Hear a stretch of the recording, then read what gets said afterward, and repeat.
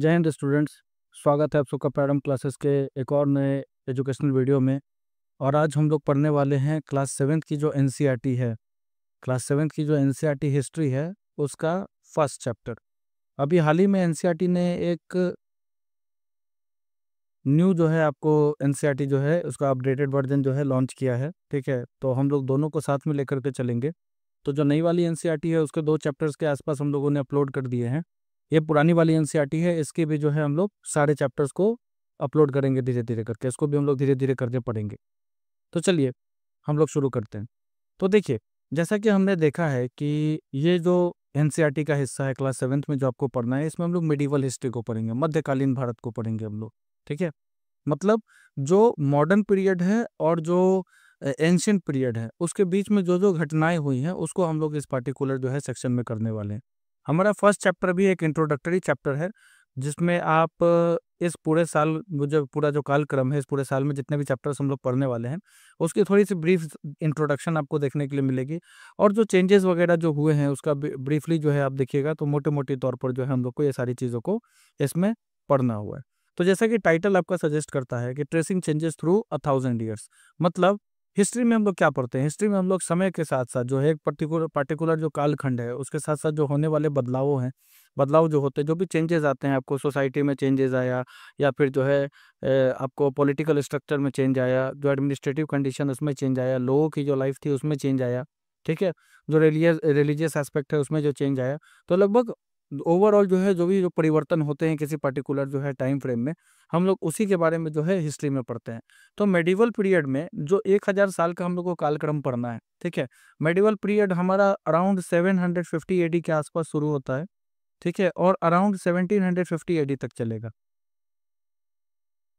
तो ये जो पूरा कालखंड है, ठीक है, ये पूरे कालखंड में जो भी परिवर्तन होंगे, चाहे वो सोशल लेवल पर हो, चाहे वो इकोनॉमिक लेवल पर हो, चाहे वो पॉलिटिकल या एडमिनिस्ट्रेटिव लेवल पर हो, उन सारी चीज़ों को हम लोग पढ़ने वाले हैं। जो रिलीजियस जो चेंजेस वगैरह है, क्योंकि इसमें आप देखिएगा कि एक चैप्टर भक्ति मूवमेंट को भी डेडिकेटेड है, तो जो भी रिलीजियस चेंजेस वगैरह है उन सारी चीज़ों को भी हम लोग इस चैप्टर में पढ़ने वाले हैं। तो चलिए शुरू करते हैं। तो जैसा कि आप यहाँ पर एक मैप देख पा रहे हैं, ये मैप जो है आपको अरबी में जो है डिज़ाइन किया हुआ है। ये मैप अल इदरिसी नाम के एक कार्टोग्राफर थे, उन्होंने जो है इस मैप को अराउंड 1154 कॉमन एरा में जो है आपको क्या किया था, डिज़ाइन किया था। आप एडी बोलिए, कॉमन एरा बोलिए, एक ही बात है। तो देखिए, तो मैप और मैप 1 और मैप 2 है, तो मैप 2 पे हम लोग बाद में चलेंगे, वो नीचे की तरफ है, तो हम लोग थोड़ा सा मैप 1 को एक बार देख लेते हैं। तो सबसे पहला बात हमको इसके बारे में, इस मैप के बारे में क्या याद रखना है कि ये जो मैप है, ठीक है, ये इंडियन सब कंटिनेंट का मैप है। अब आप बोलेंगे कि सर इंडिया जैसा तो बिल्कुल भी नहीं दिख रहा। ठीक है, हाँ, ये आपको नहीं दिखेगा क्योंकि यहाँ पर क्या है कि ये मैप उल्टा बनाया हुआ है। ये है आपका पूरा इंडिया, ठीक है, ये सेक्शन जो है आपका इंडिया का सेक्शन है। और यहाँ पर ऊपर में अगर आप देखिएगा तो ये आप श्रीलंका कह सकते हैं। ठीक है, ये श्रीलंका का जो है सेक्शन है। मतलब उस समय जो एक्यूरेसी थी, ठीक है, उतनी ज़्यादा बेटर नहीं थी, क्योंकि आज की तरह जो है मॉडर्न जो है आपको इक्विपमेंट्स या फिर मॉडर्न जो है आपको जो ये इंस्ट्रूमेंट्स वगैरह होते हैं, ठीक है, वो सारी चीज़ें नहीं थी। इसलिए जो है इस तरह से जो है अल इदरिसी ने अपने जो मेजरमेंट्स थे उसके हिसाब से बनाया। तो अल इदरिसी कौन है भाई? तो अरब जियोग्राफर है। ठीक है, आप इसको कार्टोग्राफर भी कह सकते हैं। कार्टोग्राफर हम लोग उस इंसान को कहते हैं, पर्सन हु मेक्स मैप्स। ठीक है, तो अल इदरिसी जो है एक अरब क्या था, आपको जियोग्राफर था। ठीक है, तो इसने क्या किया था, 1154 जो है कॉमन एरा में एक ये मैप बनाया भारत का। ठीक है, तो इसमें आप देखिएगा कि इंडियन जो मतलब ये तो एक्चुअली पूरा लार्जर पूरा वर्ल्ड का जो है मैप इसने तैयार किया था, उसमें से जो इंडिया का सेक्शन है हम उसको जो है इसमें देख रहे हैं। तो अब आप देखिएगा ठीक इसी टाइम में अगर इस मैप का कंपैरिजन करना हो तो आप यहाँ पर मैप 2 देखिए। ठीक है, ये 1720s के आसपास में जो है, ठीक है, एक फ्रेंच ज्योग्राफर है या फिर फ्रेंच कार्टोग्राफर है, उनका नाम है गुइलॉमे द लिजले। ठीक है, तो जो गुइलॉमे द लिजले है उन्होंने जो है आपको ये वाला जो है मैप बनाया है। तो आप एक चीज़ देख सकते हैं कि ऊपर वाला मैप में और आज के मैप में, ठीक है, बहुत ज़्यादा सिमिलैरिटी नहीं है। लेकिन अगर हम इस मैप के साथ जो है आज का मैप को जो है हम लोग कंपेयर करें तो आपको बहुत हद तक सिमिलैरिटी दिखेगी। इंडिया भी एकदम लगभग प्रिसाइसली डिज़ाइन किया हुआ है, ड्रॉ किया हुआ है। और श्रीलंका का भी जो है जो लोकेशन है वो प्रिसाइसली वही है जो आज के डेट में हम मॉडर्न मैप्स में बनाते हैं। ठीक है, तो आपको देखने के लिए मिलेगा कि 1720s में जो है एक फ्रेंच कार्टोग्राफर थे, उन्होंने जो है मैप 2 को डिजाइन किया था। अब ये दोनों जो है, ठीक है, एक ही एरिया का मैप होते हुए भी आपको दिखेगा कि काफी ज्यादा एक दूसरे से डिफरेंट है। ठीक है, अब आप अगर अल इदरीसी के मैप को जो है अगर आप देखिएगा, तो जो साउथ इंडिया का हिस्सा है, ठीक है, उस जगह पर बनाया हुआ है जहां पर क्या होना चाहिए था, नॉर्थ इंडिया के हिस्से को होना चाहिए था। ठीक है, मतलब ये मैप उल्टा बनाया हुआ है। और श्रीलंका क्या किया हुआ है, आइलैंड के टॉप पर बनाया हुआ है। आप एक बार फिर से इसको देखेंगे, दिस इज द प्लेस, ठीक है, वी कॉल इट श्रीलंका। ठीक है, उस समय श्रीलंका को ऊपर बनाया हुआ है। इस एरिया में अगर इस मैप को हम सीधा बनाते तो यहाँ पर क्या होता, उत्तर भारत होता, और जो श्रीलंका का हिस्सा था वो नीचे की तरफ बनना था। लेकिन अल इदरीसी ने इसको उल्टा बनाया। ठीक है, अब इसमें अली दृश्य का भी दोष नहीं है। उस समय जिस हिसाब से जो है जो टेक्नोलॉजी वगैरह रही होगी, जिस तरह के इंस्ट्रूमेंट्स वगैरह रहे होंगे, तो प्रिसाइज कैलकुलेशन करना जो है काफ़ी ज़्यादा मुश्किल रहा होगा। ठीक है, चलिए। हम्म तो देखिए, तो अली दृश्य के मैप में जो है हमने देख लिया। लेकिन आप एक और बात भी देखिएगा, चूंकि ये अरब जो है ज्योग्राफर है, तो इसने क्या किया है, अरबी भाषा का इस्तेमाल काफ़ी ज़्यादा किया है। ठीक है, एक सेकंड जरा मैं इसको ठीक कर लूँ, कैमरा का एंगल, वेट करेंगे।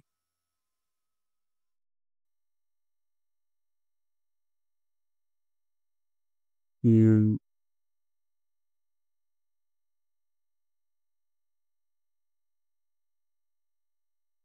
चलिए, तो आप देखिए क्या कि जो अल इदरीसी है, इसने जितनी भी मार्किंग्स की हैं, जो डिमार्किंग्स की हैं नाम की, ठीक है, जो जो भी जो है उसने लिखा हुआ है, वो अरब भाषा का इस्तेमाल, अरबिक का इस्तेमाल किया गया है।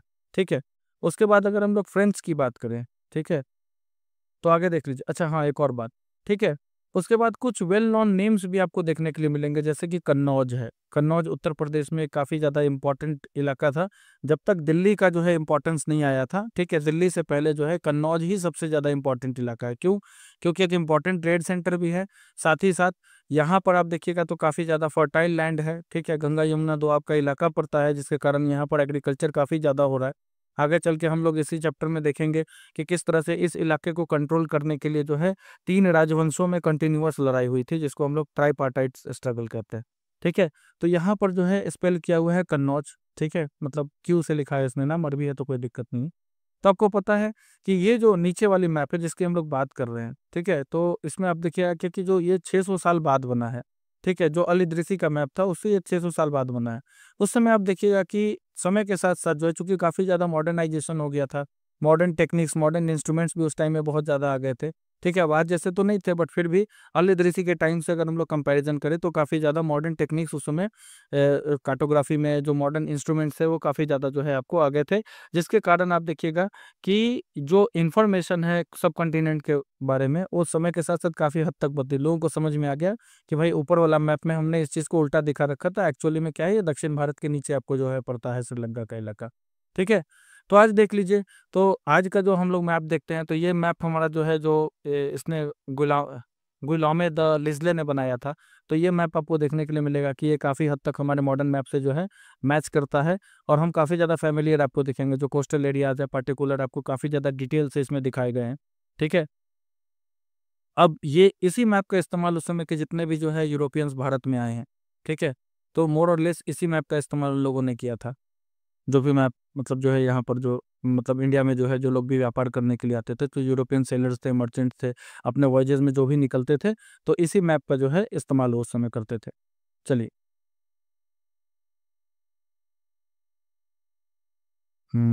आ जाइए। तो देखिए, तो एक और बात हम लोग को ध्यान देने वाली क्या है कि जो साइंस ऑफ कार्टोग्राफी है, ठीक है, ये दोनों पीरियड्स में अलग अलग थी। जैसा कि हमने बात किया, जो अरब ट्रैवलर जिस समय मतलब जिस समय जो है अल इदरीसी ने या इल इदरीसी ने जो है आपको जो ये बनाया है, मैप बनाया है, उस समय के जो है साइंटिफिक एडवांसमेंट जो हुए थे कार्टोग्राफी में, वो काफ़ी ज़्यादा पिछड़े हुए थे। उसके बाद आप देखिएगा कि जब इनका टाइम आता है, गुलाम दलिजले का टाइम आता है, तो उस टाइम में जो है काफ़ी ज़्यादा इंस्ट्रूमेंट्स वगैरह बेटर हो गए थे, चीज़ों को जो है प्रिसाइसली कैलकुलेट करना आसान हो गया था। ठीक है, तो जब हिस्टोरियंस जो है डॉक्यूमेंट्स को पढ़ते हैं, मैप्स को पढ़ते हैं, टेक्स्ट को पढ़ते हैं, ठीक है, तो उनको थोड़ा सा सेंसिटिव होना पड़ता है अलग अलग हिस्टोरिकल बैकग्राउंड्स को पढ़ने के टाइम में। ठीक है, क्योंकि आपको पता है कि भाई पास्ट का जो इन्फॉर्मेशन है वो हो सकता है आज का जो इन्फॉर्मेशन है उससे पूरी तरह से वेरी ना कर पाए। क्यों? क्योंकि आज हमारे पास मॉडर्न टेक्नोलॉजीज है। आज हम लोग हिस्ट्री को जो है वेरीफाई करने के लिए काफ़ी ज़्यादा डेप्थ तक जा सकते हैं, रेडियो कार्बन डेटिंग वगैरह ये सारी चीज़ें कर सकते हैं। ठीक है, उस समय ये सारी चीज़ें जो है काफ़ी ज़्यादा मतलब उसमें से बहुत सारी चीज़ें तो होती ही नहीं थी उस टाइम में। ठीक है, तो आपको दिखेगा क्या कि ये जितने भी कॉन्टेक्स्ट है, तो इसमें जो भी इंफॉर्मेशन जो है पास्ट के बारे में प्रोड्यूस किया गया है, ठीक है, उसमें थोड़ा बहुत चेंजेस आपको देखने के लिए मिल सकता है। तो इस बात को हमेशा इतिहासकार अपने दिमाग में रखते हैं। अब आइए, जो हमारा टॉपिक है इसमें कहा जाता है न्यू एंड ओल्ड टर्मिनोलॉजीज। ठीक है, मतलब एक ही शब्द का, इस टॉपिक में हम लोग पढ़ेंगे कि एक ही जो है शब्द है उसका जो है लिटरल मीनिंग समय के साथ साथ कैसे बदला है। ठीक है, तो आप देखिएगा क्या कि जो भी इंफॉर्मेशन इस कॉन्टेक्स्ट में हम लोग पढ़ेंगे कि इंफॉर्मेशन जो है जो भी प्रोड्यूस हुआ है वो समय के साथ साथ बदलते रहा है। ठीक है, चलिए तो हम लोग देखते हैं क्या कि जो हिस्टोरिकल रिकॉर्ड्स बोलते हैं, मतलब जो आपके लैंग्वेज, हर एक लैंग्वेज में अगर आप देखिएगा कि कहने का मतलब है कि एक पर्टिकुलर जो है शब्द का इस्तेमाल किसी लैंग्वेज में किसी एरिया को दिखाने के लिए किया जाता है, उसी पर्टिकुलर शब्द का इस्तेमाल जो है किसी लैंग्वेज में किसी एरिया को दिखाने के लिए किया जाता है। तो ये सारी चीज़ें जो है आपको दिखेंगी। ठीक है, तो कहने का मतलब है क्या कि हिस्टोरिकल रिकॉर्ड आज भी एग्जिस्ट करते हैं, जिसमें आपको दिखेगा कि समय के साथ-साथ जो है बहुत सारी भाषाएँ भी बदली हैं। ठीक है? तो हम लोग देखेंगे हर एक भाषा में समय के साथ-साथ जो बदलाव आया है। जो हिंदी आज से 150 साल, 200 साल पहले इस्तेमाल की जाती थी, आज जो हिंदी का वर्ज़न इस्तेमाल किया जाता है, उसमें बहुत सारा अंतर है, बहुत सारे नए शब्दों को जोड़ा गया है। ठीक है? बहुत सारे ऐसे शब्द हैं जो ऑब्सोलीट हो चुके हैं, जिसका इस्तेमाल आज की डेट में नहीं होता है। तो उसी तरह से आप देखेंगे कि हर भाषा का अपना इतिहास है, भाषा भी इससे छूता नहीं रहा है। जो भी परिवर्तन हुए हैं, ऐसा नहीं है कि सिर्फ़ जो है कल्चरल लेवल पर हुए थे, हिस्टोरिक लेवल पर हुए थे या फिर जो है पॉलिटिकल लेवल पर हुए थे, नहीं। लोगों की भाषाएँ भी जो है समय के साथ-साथ जो बदली हैं। अगर हम मेडिवल पर्शियन की बात करें, ठीक है? तो आज जो पर्शियन फ़ारसी भाषा का इस्तेमाल होता है और जो मेडिवल पीरियड में फ़ारसी भाषा का इस्तेमाल होता था, दोनों में काफ़ी ज़्यादा अंतर है। ठीक है? सिर्फ़ ग्रामर और वोकैब्युलरी का जो है आपको अंतर नहीं आपको देखने के लिए मिलेगा कि हो सकता है ग्रामर और वोकैब्युलरी ये लोग नहीं, इसमें शब्दों का भी काफ़ी ज़्यादा जो है अंतर देखने को मिलेगा। ठीक है? कि किसी शब्द का समय मतलब जो है उस समय में जो है मेडिवल पीरियड में कुछ और होता था, आज के टाइम में कुछ और होता है। ठीक है? या मैंने आपको जैसा बोला कि बहुत सारे ऐसे शब्द भी हैं, जिसका इस्तेमाल पहले बहुत ही ज़्यादा होता था, आज के टाइम में जो है ऑब्सोलीट हो चुके हैं, उन शब्दों का इस्तेमाल ही नहीं किया जा सकता है। तो इस बात को वेरीफ़ाई करने के लिए हिंदुस्तान एक शब्द है, ठीक है? मतलब उसको हमने एग्ज़ाम्पल के रूप में लिया है कि किस तरह से इस शब्द का समय के साथ-साथ अलग-अलग समय पर अलग-अलग मतलब रहा है। ठीक है? तो हिंदुस्तान को हम एग्ज़ाम्पल पर लेते हैं। आज हम लोग हिंदुस्तान का मतलब क्या समझते हैं कि भारत है। ठीक है? जो हमारा मॉडर्न नेशन स्टेट है। ठीक है? 28 राज्य और 8 केंद्र शासित प्रदेश वाला, यूटीज़। ठीक है?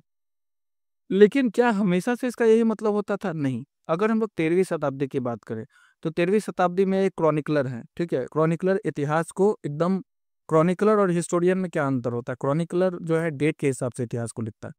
क्रॉनिकलर हम लोग उस इंसान को कहेंगे जिसने पूरे डेट वाइज पूरे हिस्ट्री को जो है क्या किया है, नोट डाउन किया है। तो उस समय एक बहुत ही ज़्यादा नामी इतिहासकार है जिसका नाम मिन्हाज सिराज है। ठीक है, तो मिन्हाज मिन्हाज सिराज की भाषा जो थी लिखने की वो पर्शियन थी, फारसी भाषा में वो ज़्यादा इस्तेमाल करते थे लिखने के लिए। तो इनका मतलब क्या था, हिंदुस्तान शब्द का मतलब क्या था, इनके लिए हिंदुस्तान शब्द का मतलब था पंजाब के आसपास के इलाके, हरियाणा और जो गंगा यमुना के बीच का इलाका है, बस उतना ही। ठीक है, आज जो हम हिंदुस्तान शब्द का मतलब समझते हैं, उत्तर भारत से लेकर के दक्षिण भारत तक, ठीक है? मतलब श्रीनगर से ले जम्मू कश्मीर से लेकर के आप नीचे कन्याकुमारी तक या फिर अंडमान एंड निकोबार आइलैंड्स तक समझ लीजिए, और आप देखिएगा अरुणाचल प्रदेश से लेकर के गुजरात तक। लेकिन उस समय ऐसा नहीं था। मिन्हाज सिराज के समय हिंदुस्तान शब्द का इस्तेमाल का मतलब होता था पंजाब के आसपास का इलाका, हरियाणा का जो है कुछ इलाका, ठीक है? और जो गंगा यमुना जो है दोआब है, जो ज़मीन गंगा यमुना नदी के बीच में है, बस उतना ही तक, ठीक है? तो वही बात है कि इसने जो है बेसिकली जिस समय दिल्ली सल्तनत का समय शुरू हुआ है, जिस समय दिल्ली के सुल्तान आकर के गद्दी पर बैठना शुरू किए हैं, तो उन्होंने इतना हिस्सा अपने कब्ज़े में लेकर के रखा हुआ था। तो मिन्हाज सिराज के टाइम में हिंदुस्तान शब्द का मतलब उतने ही से था जितना हिस्सा, जितना इलाका दिल्ली सल्तनत के कंट्रोल में है, ठीक है? उसके बाद आपको दिखेगा क्या कि समय के साथ-साथ जो है सल्तनत जो है धीरे-धीरे बढ़ती है, ठीक है? अब सल्तनत बढ़ती तो ज़रूर है, लेकिन आपको पता है दक्षिण भारत जो है बहुत लंबे समय तक सल्तनत से दूर रहा था, ठीक है? तो आपको देखने के लिए मिलेगा क्या कि साउथ इंडिया कभी भी इसमें इंक्लूड नहीं हुआ। तो अब समय के साथ-साथ जो है आप देखिएगा कि जब इनका टाइम आएगा, तुगलक का टाइम आएगा, मोहम्मद बिन तुगलक का टाइम, आपको पता होना चाहिए दिल्ली सल्तनत में सबसे बड़ा एक्सपेंशन मोहम्मद बिन तुगलक के टाइम में था। उस समय जो है हिंदुस्तान शब्द का मतलब जो है, हिंदुस्तान शब्द का मतलब कितना आप देखिएगा तो दक्षिण भारत छोड़ करके जितना भी आपका पूरा इलाका है उसको हम लोग लेकर के करते हैं। ठीक है। उसके बाद अब समय के साथ साथ देखिएगा क्या कि जब बाबर का टाइम आता है तो बाबर ने हिंदुस्तान शब्द को क्या किया है, तो हिंदुस्तान शब्द को और ज्यादा ब्रॉडली डिफाइन किया। ठीक है। सिर्फ पॉलिटिकल जो है टेरिटोरियल एक्सपेंशन तक बाबर नहीं रहा है। ठीक है। इससे पहले जो है आप देखिएगा कि जितने भी क्रॉनिकलर्स आए, जितने भी इतिहासकार आए, उन्होंने हिंदुस्तान सबको भारत के कितने एरिया पर जो है कंट्रोल है, ठीक है, सिर्फ दिल्ली सल्तनत का या फिर उस समय जो भी रूलर है उसका, उसके आधार पर माना। बाबर ने क्या किया, बाबर ने जो है हिंदुस्तान शब्द का इस्तेमाल उसकी जियोग्राफी को जो है डिफाइन करने के लिए किया। बाबर ने यहाँ के जो एनिमल लाइफ है, ठीक है, उसके बारे में भी लिखा है। ठीक है। यहाँ पर जो प्लांट लाइफ है उसके बारे में भी लिखा है। यहाँ के जो इनहेबिटेंट्स है, जो रहने वाले लोग हैं इस सब कॉन्टिनेंट के, उसके बारे में भी लिखा है।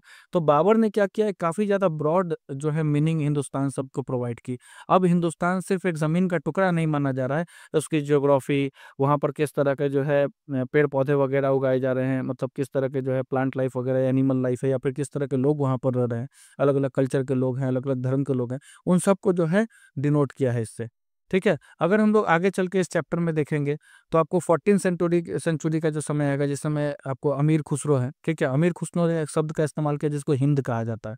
ठीक है। हिंद शब्द का इस्तेमाल अमीर खुसरो ने जो है किया है। अमीर खुसरो जो है वो पोएट है, ठीक है, जिसने दिल्ली सल्तनत में सबसे लंबा समय देखा था। ये भी बात आप हमेशा याद रखिएगा। ठीक है। तो इसने हिंद शब्द का इस्तेमाल किया है। ठीक है। तो आपको जैसा आप यहाँ पर समझिएगा क्या कि जैसा कि आपको देखने के लिए मिलेगा कि जो ज्योग्राफिकल और कल्चरल एंटिटी है हमारी, जो हमारी पहचान है, जो हमारा वजूद है, जिसको हम इंडिया कहते हैं, ठीक है, ये तो उस समय बिल्कुल भी एकदम उनके दिमाग में ये भी था जब ये हिंद शब्द का इस्तेमाल कर रहे थे। तो भारत का जो ज्योग्राफिकल और कल्चरल एंटिटी है उसको तो जरूर ही जो है आपको ये करते थे। ठीक है, अमीर खुसरो। लेकिन आपको देखने के लिए मिलेगा क्या कि अमीर खुसरो ने उस समय का जो पॉलिटिकल और नेशनल मीनिंग है, जिसको हम लोग आज लेकर के जोड़ के चल रहे हैं, ठीक है, उसको कभी भी नहीं जोड़ा। मतलब आज हिंदुस्तान सिर्फ एक जमीन का टुकड़ा नहीं है। ठीक है। हिंदुस्तान का मतलब यहाँ के लोग हैं, यहाँ का डाइवर्स कल्चर है, यहाँ पर बोली जाने वाली भाषाएं हैं, यहाँ पर जो है आपको जितने तरह के तीज त्योहार वगैरह सब कुछ मनाए जाते हैं, सब कुछ है। सबसे बड़ी बात है क्या कि हमारी जो पहचान है, जो नेशन स्टेट है, ठीक है, जो जिससे हम अपनी आइडेंटिटी, अपने आप को इंडियन बोलते हैं, हम उसको समझते हैं। लेकिन कभी भी, ठीक है, जो पॉलिटिकल और नेशनल मीनिंग है, ठीक है, वो उसको कभी भी हिंदुस्तान शब्द के साथ इस पीरियड में नहीं जोड़ा गया है, जैसा कि आज हम लोग जोड़ करके देखते हैं। आज के टाइम में आप देखिएगा क्या कि जो इतिहासकार हैं, ठीक है, वो काफी ज्यादा सोच समझ करके जो किसी टर्म का इस्तेमाल करते हैं, जब भी वो किसी टर्म को जो है यूज करते हैं, तो उनको पता है कि भैया इस टर्म का इस्तेमाल आज हम कर रहे हैं, बट इसका मीनिंग जो है किसी और टाइम में कुछ और था। ठीक है। मतलब पहले के टाइम में मिडिवल पीरियड की बात करें या एंशिएंट पीरियड की बात करें, तो हो सकता है इस टर्म का जो है आज बहुत ही ज्यादा ब्रॉड मीनिंग हो, लेकिन उस टाइम में काफी ज्यादा नैरो मीनिंग था। जैसे हम एग्जाम्पल लेते हैं फॉरेनर का। फॉरेनर का मतलब क्या होता है, आज ऐसा इंसान जो हमारे देश का नहीं है। लेकिन मेडिवल पीरियड की अगर हम लोग बात करें, ठीक है, मतलब आज हम लोग क्या मानते हैं, जो आदमी इंडियन नहीं है वो फॉरेनर है। ठीक है। लेकिन मेडिवल पीरियड में क्या होता था, कोई भी आदमी अगर अननोन है, ठीक है, मतलब स्ट्रेंजर है, मतलब किसी दूसरे शहर से भी आपके यहाँ आ गया है, आप जिसको नहीं जानते हैं, ठीक है, या फिर आप जिस गांव में रह रहे हैं उस पर कोई आदमी आया जिसकी पहचान आपको जो है जाहिर नहीं हो पा रही है, वो कौन आदमी है, क्या आदमी है, तो आप क्या हो जाएगा भाई, ठीक है, वो आपके लिए फॉरेनर हो जाएगा। ऐसा कोई भी इंसान जो आपकी सोसाइटी और कल्चर का हिस्सा नहीं है, मेडिवल पीरियड में उसको हम लोग क्या बोलते थे, फॉरेनर बोलते थे, अजनबी बोलते थे।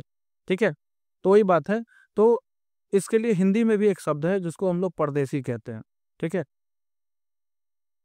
तो इसमें अभी जैसे बताया, पर्शियन में उसको अजनबी कहा जाता था, इंग्लिश में आज हम लोग उसको फॉरेनर कहते हैं। और जो आपको जो ये है हिंदी है, हिंदी में उसके लिए एक शब्द इस्तेमाल किया गया जिसको परदेसी कहते हैं। कहने का मतलब क्या है कि आज जिस शब्द का इतना ब्रॉड मीनिंग है कि मतलब the person who is not Indian, या हु मतलब जो इंसान भारत से जो है बिलोंग नहीं करता है, उसको हम क्या मानते हैं, अजनबी मानते हैं, या फिर परदेसी मानते हैं, या फिर जो है फॉरेनर मानते हैं। लेकिन मिडिवल पीरियड में इसका मतलब इतना ब्रॉड नहीं था। ठीक है। कोई भी इंसान जिसकी पहचान आप नहीं जानते हैं, ठीक है, जो आपके कल्चर का नहीं है, जो आपके सोसाइटी का नहीं, उसको आप फॉरेनर कह देंगे। तो आपको हो सकता है क्या कि शहर में रहने वाला इंसान उस समय में जो है आपको, जो जंगल में रहने वाला इंसान है उसको क्या कहता होगा, फॉरेनर कहता होगा। ठीक है। लेकिन एक ही विलेज में रहने वाले दो लोग, ठीक है, दो किसान जो थे वो फॉरेनर्स नहीं थे, क्योंकि वो एक दूसरे को जानते हैं। ठीक है। हो सकता है उनका रिलीजन अलग हो, उनका कास्ट बैकग्राउंड अलग हो, उनके अंदर कुछ डिफरेंसेस हो, लेकिन चूंकि वो दोनों एक दूसरे को जानते हैं इसीलिए वो एक दूसरे को क्या कहेंगे, फॉरेनर नहीं कहेंगे। और यही आप देखिएगा कि जब हम लोग देखते हैं आज के टर्म में, तो आज के टर्म में ये बहुत ब्रॉड मीनिंग हो गया है। हो सकता है किसी और शहर का आदमी आपसे आकर के मिले, आप उसको नहीं जानते हो, किसी ने आपसे एड्रेस पूछ लिया, ठीक है, आप उसको नहीं जानते, बट आप उसको कभी भी फॉरेनर शब्द से नहीं कहेंगे।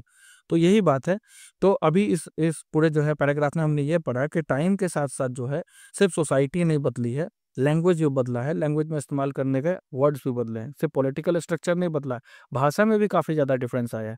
ठीक है, तो चलिए अब हम लोग देखेंगे क्या कि इतिहासकार इस समय का जो पीरियड है, मिडिवल पीरियड है, आपको जो लगभग 700 से 700 1750 का ही है। ठीक है, 1000 साल अगर हम लोग लेते हैं तो 700 से लेकर के 1700 हो जाएगा।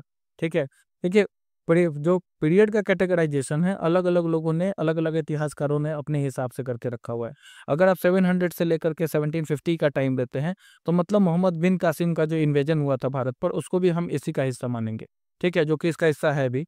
बेसिकली मोहम्मद बिन कासिम के इन्वेजन से लेकर के, मतलब फर्स्ट अरब इन्वेजन से लेकर के, ठीक है, फर्स्ट इस्लामिक इन्वेजन से लेकर के जो आपका औरंगजेब की डेथ है, औरंगजेब की डेथ के बाद के कुछ समय तक के समय को हम लोग को इसको पढ़ना है। ठीक है, 712 एडी में भारत के ऊपर सबसे पहला जो है इस्लामिक इन्वेजन हुआ है। ठीक है, मोहम्मद बिन कासिम। ठीक है, और 1707 में, ठीक है, औरंगजेब की मौत हुई है।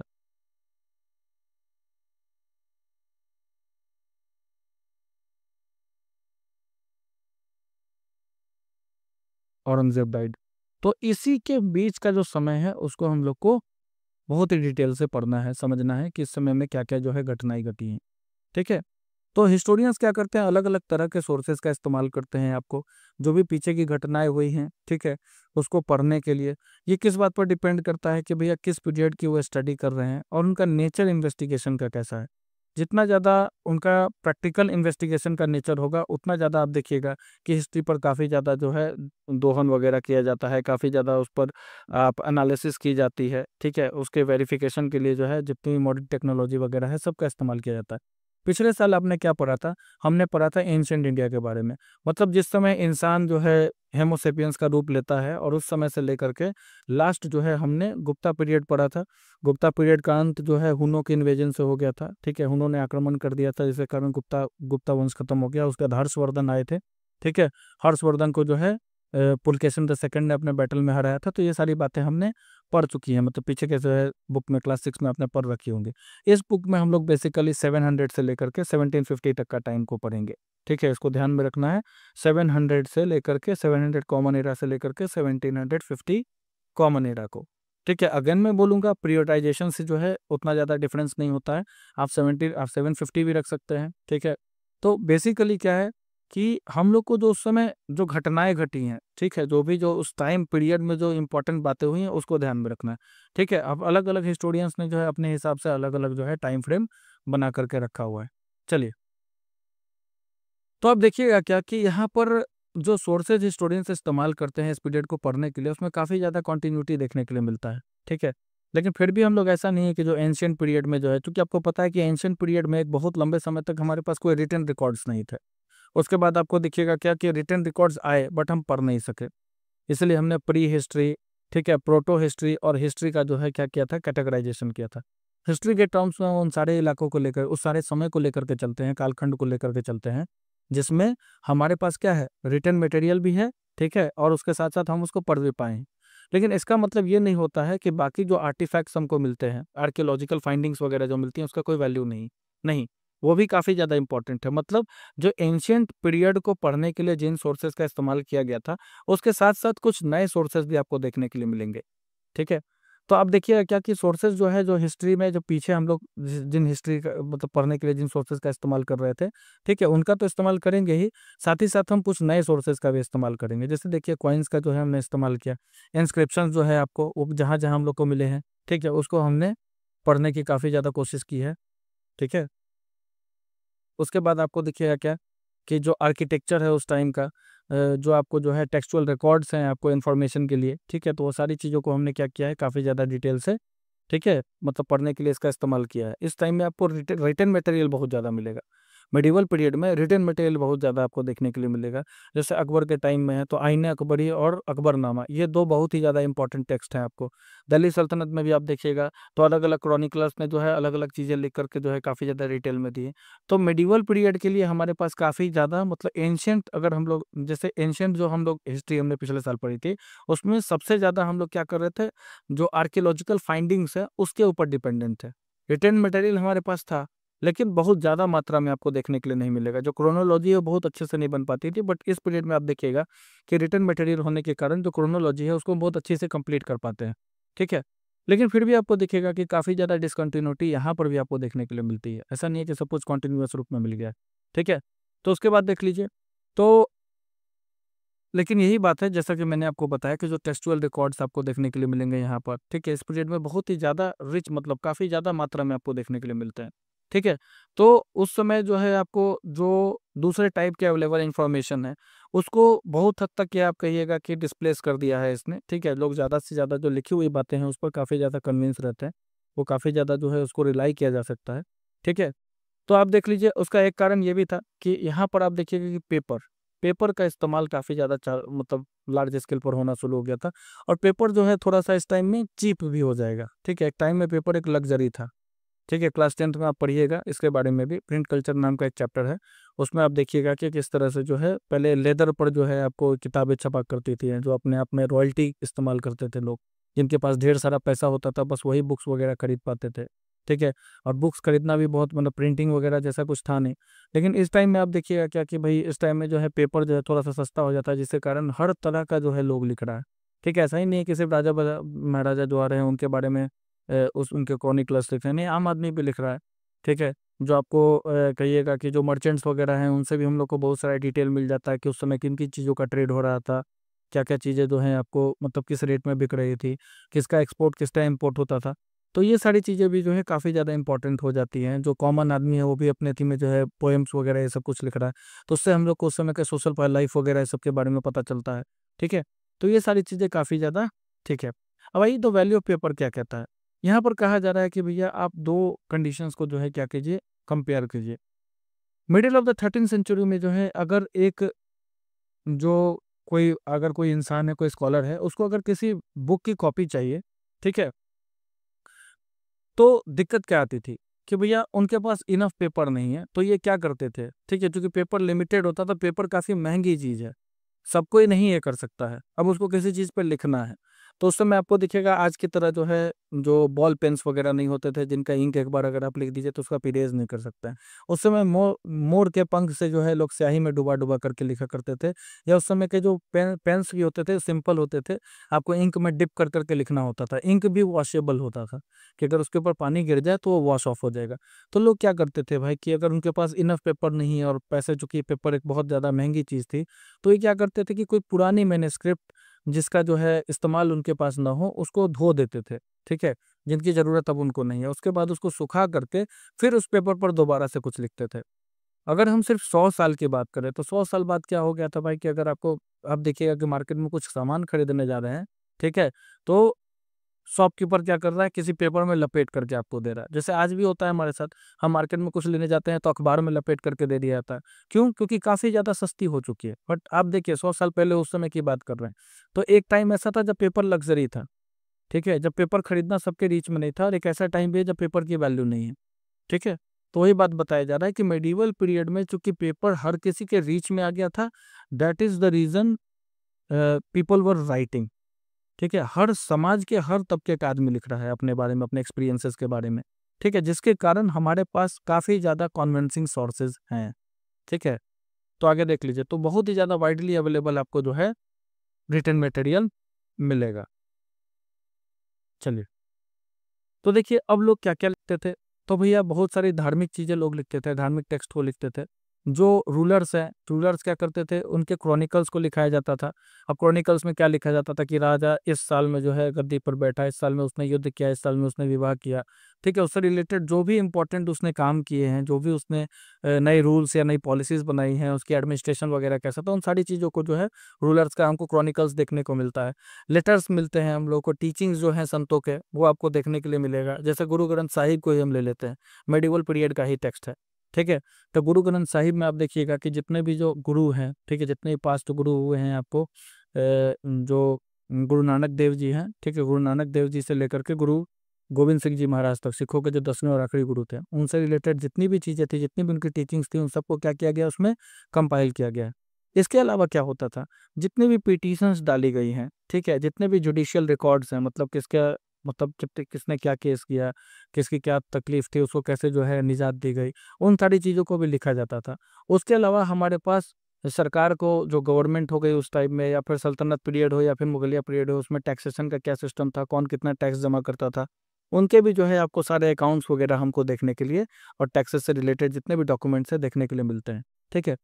उसके बाद देखिए मैन्यूस्क्रिप्ट क्या होते थे। मैन्यूस्क्रिप्ट बेसिकली क्या होता है, हैंड रिटन टेक्स्ट होता है, ठीक है। मैन्यूस्क्रिप्ट वो पहला स्क्रिप्ट है, मतलब मान लीजिए किसी ने किताब को लिखा तो उसने हाथ से लिखा, हाथ का मतलब मैन्यू मतलब होता है हाथ, ठीक है। स्क्रिप्टिंग का मतलब होता है टू राइट, हाथ से लिखा हुआ, ठीक है। तो मैन्यूस्क्रिप्ट क्या होता था भाई, उस टाइम में जो काफ़ी ज़्यादा अमीर लोग हुआ करते थे, जो वेल्दी पीपल हुआ करते थे, जो रूलर्स हुआ करते थे, ठीक है, जो मोनास्ट्रीज हुआ करती थी, जो टेम्पल्स हुआ करते थे, ठीक है, तो वहाँ पर जो है इसका कलेक्शन होता था, ठीक है। उनको जो है बहुत सारी लाइब्रेरीज में जो और आर्काइव्स में रख दिया जाता था। आर्काइव वो जगह होता है जहाँ पर बुक्स को जो है हम लोग रखते हैं, ठीक है, बहुत लंबे समय तक के लिए, ठीक है। तो आगे देख लीजिए, तो इन मैन्युस्क्रिप्ट्स को भी जो है आप अगर देखें तो उसमें जितने भी इनके साथ साथ जो डॉक्यूमेंट्स वगैरह हैं, तो उसमें काफ़ी ज़्यादा हम लोग को डिटेल इन्फॉर्मेशन मिल जाएगा, ठीक है। जो भी हिस्टोरियंस वगैरह थे, ठीक है, उनके बारे में। और मतलब यही दिक्कत है कि आज के टाइम में इसका थोड़ा इस्तेमाल करना मुश्किल हो जाता है। मुश्किल इसलिए भी हो जाता है कि भैया उतना पुराना हाथ से लिखा हुआ पुराना पेपर का आती है, ये बुक वगैरह है, उसको आज के डेट में प्रिजर्व करके बस रखा हुआ है। ऐसा नहीं है कि उसको आप रिसर्च वगैरह के लिए निकाल करके पढ़ सकते हैं, क्योंकि उसकी कंडीशन पहले जैसी नहीं रही, ठीक है। अब देख लीजिए उस समय प्रिंटिंग प्रेस जैसा कुछ भी नहीं था, ठीक है। अब समय के साथ साथ टेक्स्ट में क्या क्या बदलाव आते हैं, हम लोग उस चीज़ को देखेंगे। जैसे फॉर एग्जाम्पल आपने भी देखा होगा कि कभी बचपन में भी सबने किया, या फिर आप अभी भी करते होंगे ऐसा, कि अगर आपको कभी कोई होमवर्क टाइम से पहले कंप्लीट करना है तो आप किसी फ्रेंड का जो है बुक लेकर के चले आते हैं, ठीक है, या फिर उसकी नोटबुक लेकर के चले आते हैं, और वो जो लिखा है उसी को आप कॉपी कर रहे हैं।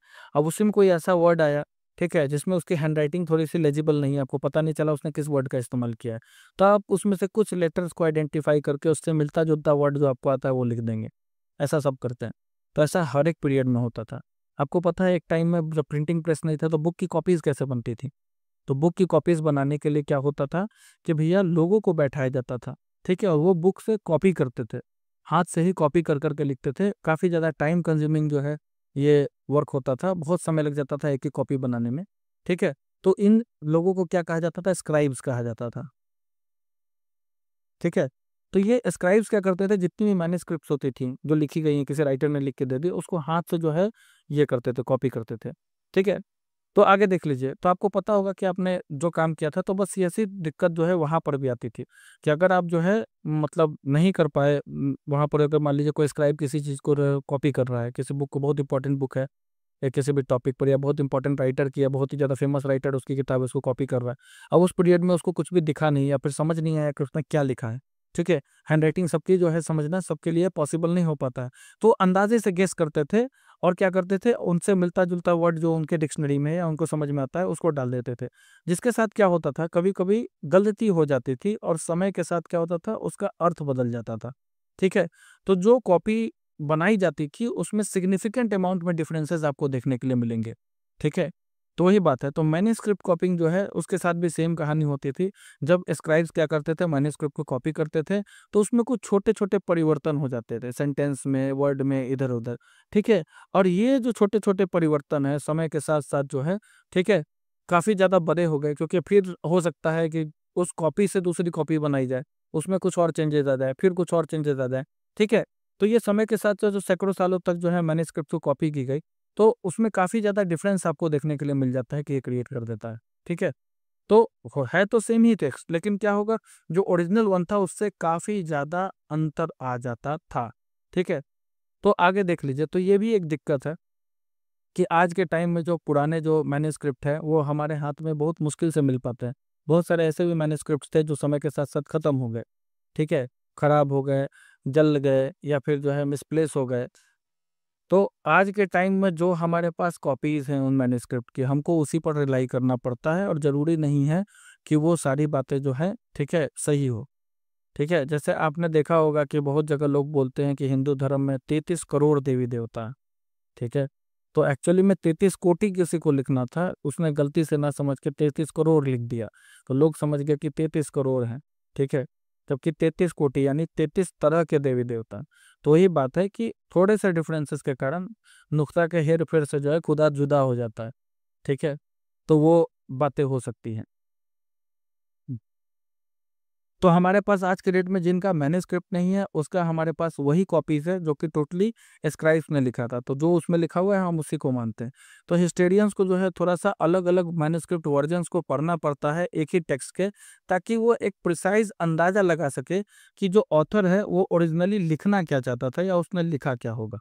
ठीक है, चलिए।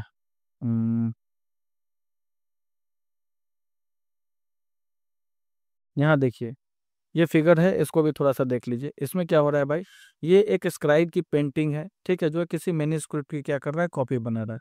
ठीक है, तो ये जो पेंटिंग है मात्र 10.5 सेंटीमीटर लंबाई है इसकी, और 7.1 सेंटीमीटर जो है चौड़ाई है। ठीक है, अब इसके साइज के कारण इसको मिनिएचर पेंटिंग कहा जाता है। ठीक है, याद रखिएगा, जब भी आप मिनिएचर पेंटिंग का मतलब जो है ये समझे, मतलब इस शब्द का जो है इस्तेमाल जहाँ पर भी आपको देखने को मिले, तो यानी छोटी छोटी पेंटिंग्स की बात हो रही है। ठीक है, तो अब देख लीजिए एक्चुअली में होता क्या था, ये मिनिएचर पेंटिंग की शुरुआत कैसे हुई थी। जब से बुक लोगों ने लिखना शुरू किया, तो उसमें इलस्ट्रेशंस की जरूरत पड़ती थी। छोटे छोटे पिक्चर्स दिखा करके या बनाया हुआ कुछ भी दिखा करके सीनरी वगैरह चीज़ों को समझाना होता था। तो इसीलिए जो है इस तरह की पेंटिंग का इस्तेमाल करना शुरू कर दिया गया था। ठीक है, तो ये इतना ज़्यादा जो है मतलब एक टाइम में इतना ज़्यादा पॉपुलर हो गया था, ये मिनिएचर पेंटिंग्स इतनी ज़्यादा खूबसूरत होती थी कि जो कलेक्टर्स होते थे, बेसिकली आर्ट कलेक्टर्स कह सकते हैं, या फिर जो बुक कलेक्टर्स होते थे जिनको अच्छी अच्छी बुक रखने का जो है ये है। ठीक है, मैंने स्क्रिप्ट को जो है इसीलिए खरीद लेते थे। ठीक है, एक सेकेंड। हम्म, हाँ, तो देख लीजिए। तो कहने का मतलब है मैन्युस्क्रिप्ट को खरीद लेते थे अब, चूंकि उस समय हर पेज पर तो जो है ये छपती नहीं थी। तो स्टार्टिंग में पेंटिंग वेंटिंग होता थी, तो ये क्या करते थे कि भैया ये मैन्युस्क्रिप्ट को हटा देते थे और उसमें से फाड़ करके जो है पेंटिंग वगैरह बेच देते थे, मतलब ये इतनी खूबसूरत हुआ करती थी। तो ये भी एक इन्फॉर्मेशन है, उसको थोड़ा सा आप ध्यान में रखिएगा। ठीक है।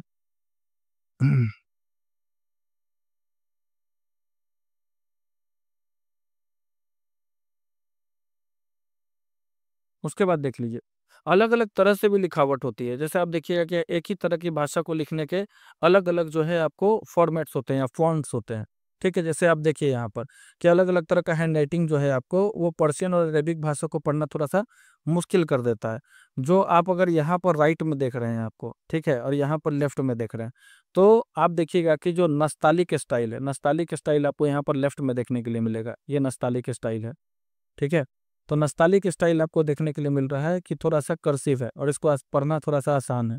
ठीक है, वहीं पर अगर आप राइट में देखिएगा तो शिकस्ते स्टाइल है यहाँ पे। ठीक है, तो शिकस्ते में क्या होता है, काफ़ी ज़्यादा डेंस राइटिंग का इस्तेमाल किया गया है, इसको पढ़ना थोड़ा सा मुश्किल हो जाता है, ये काफ़ी ज़्यादा डिफिकल्ट है इसको पढ़ना।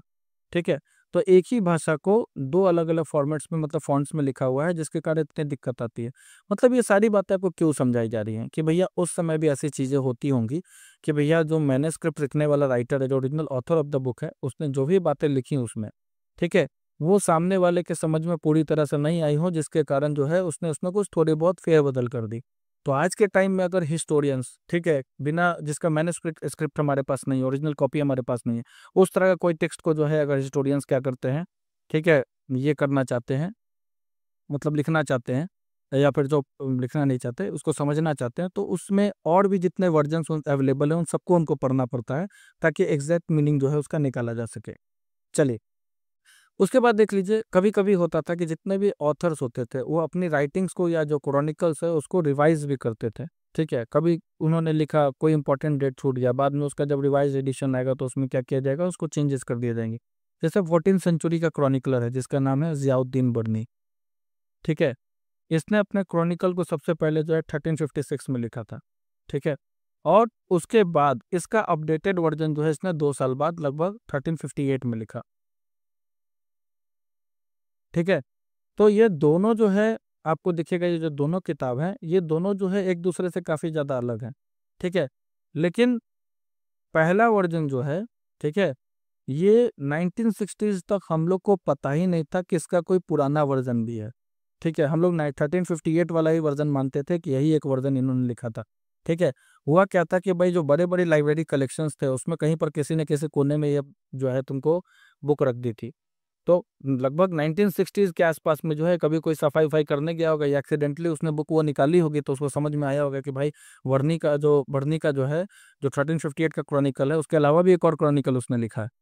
ठीक है, तो इस तरह की दिक्कतें भी हमको देखने के लिए मिलती हैं कि पहले किसी ने कुछ लिखा और फिर कुछ और वर्जन सामने आ गया तो उसको भी हम लोग को ध्यान में रखना पड़ता है। तो ये कुछ चैलेंजेस हैं जो इस टाइम के हिस्ट्री को लिखने में, ठीक है, हर एक हिस्टोरियन को फेस करने पड़ते हैं। न्यूज़, सोशल और पॉलिटिकल ग्रुप्स की हम लोग बात करेंगे। चलिए, अब यहाँ पर देखिए, तब ये जो हम लोग 1000 साल का इतिहास पढ़ने वाले हैं, लगभग 700 से 1750 मतलब सी का कॉमन एरा का जो इतिहास है हमारा। ठीक है, तो यहाँ पर जो सबसे बड़ा चैलेंज है, ठीक है, हिस्टोरियंस के लिए वो क्या है, क्योंकि भाई इस समय जो भी वैरायटी ऑफ डेवलपमेंट्स हुए हैं और जिस स्केल पर जो है ये डेवलपमेंट्स हुए हैं, ठीक है, इस पीरियड में, उसको जो है सिलसिलेवार ढंग से लिखना ये अपने आप में बहुत बड़ा जो है चैलेंज हो जाता है। जैसे आप देखिए क्या कि इस समय में कुछ नई नई टेक्नोलॉजीज हैं वो काफ़ी ज़्यादा डेवलप हुई हैं, जैसे पर्शियन व्हील जिसको हिंदी में रहट कहते हैं हम लोग। ठीक है, इरिगेशन में पर्शियन व्हील का इस्तेमाल हो गया। रहट के इस्तेमाल से जो है इरिगेशन करना, कुएं से पानी निकाल करके जो है काफ़ी ज़्यादा आसान हो गया था। उसके बाद आपको दिखेगा क्या कि चरखा या जिसको स्पिनिंग व्हील कहते हैं वीविंग में, ठीक है, उसका भी जो है इसी पीरियड में जो है डेवलपमेंट हुआ है। ठीक है, फायर आर्म्स का जो है इस्तेमाल इसी में हुआ है, बारूद वगैरह जो है आपको दिखेगा। फायर आर्म्स का इस्तेमाल सबसे पहले जो है बाबर ने किया था। हम लोग जब बैटल ऑफ पानीपत की बात करेंगे उसमें हम लोग देखेंगे कि किस तरह से जो है कैनन्स लेकर के आया है अपने साथ। ठीक है, तो फायर आर्म्स का इस्तेमाल कॉम्बैट में सबसे पहले शुरू हो गया।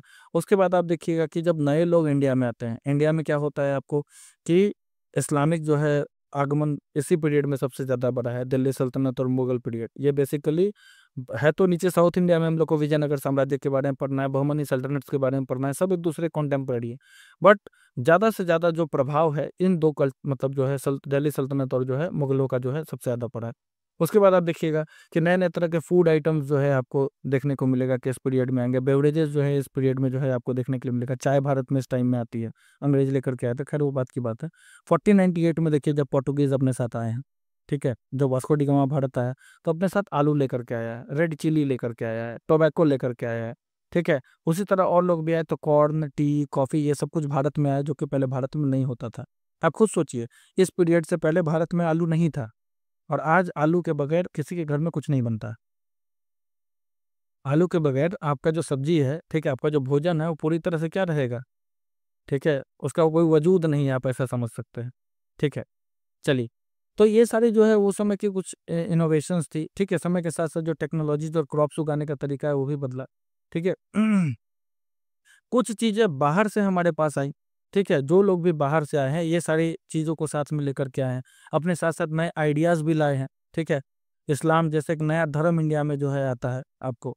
उससे पहले जो आप देखिएगा मिडिवल पीरियड से पहले इस्लाम नहीं है इंडिया में। आप अगर एंशिएंट इंडिया पढ़े होंगे तो एंशिएंट इंडिया में आपको कुछ पार्टिकुलर धर्मों के बारे में ही पढ़ने को मिला होगा। फॉर एग्जांपल एक तो सनातन था हिंदुइज्म, उसको आपने पढ़ा।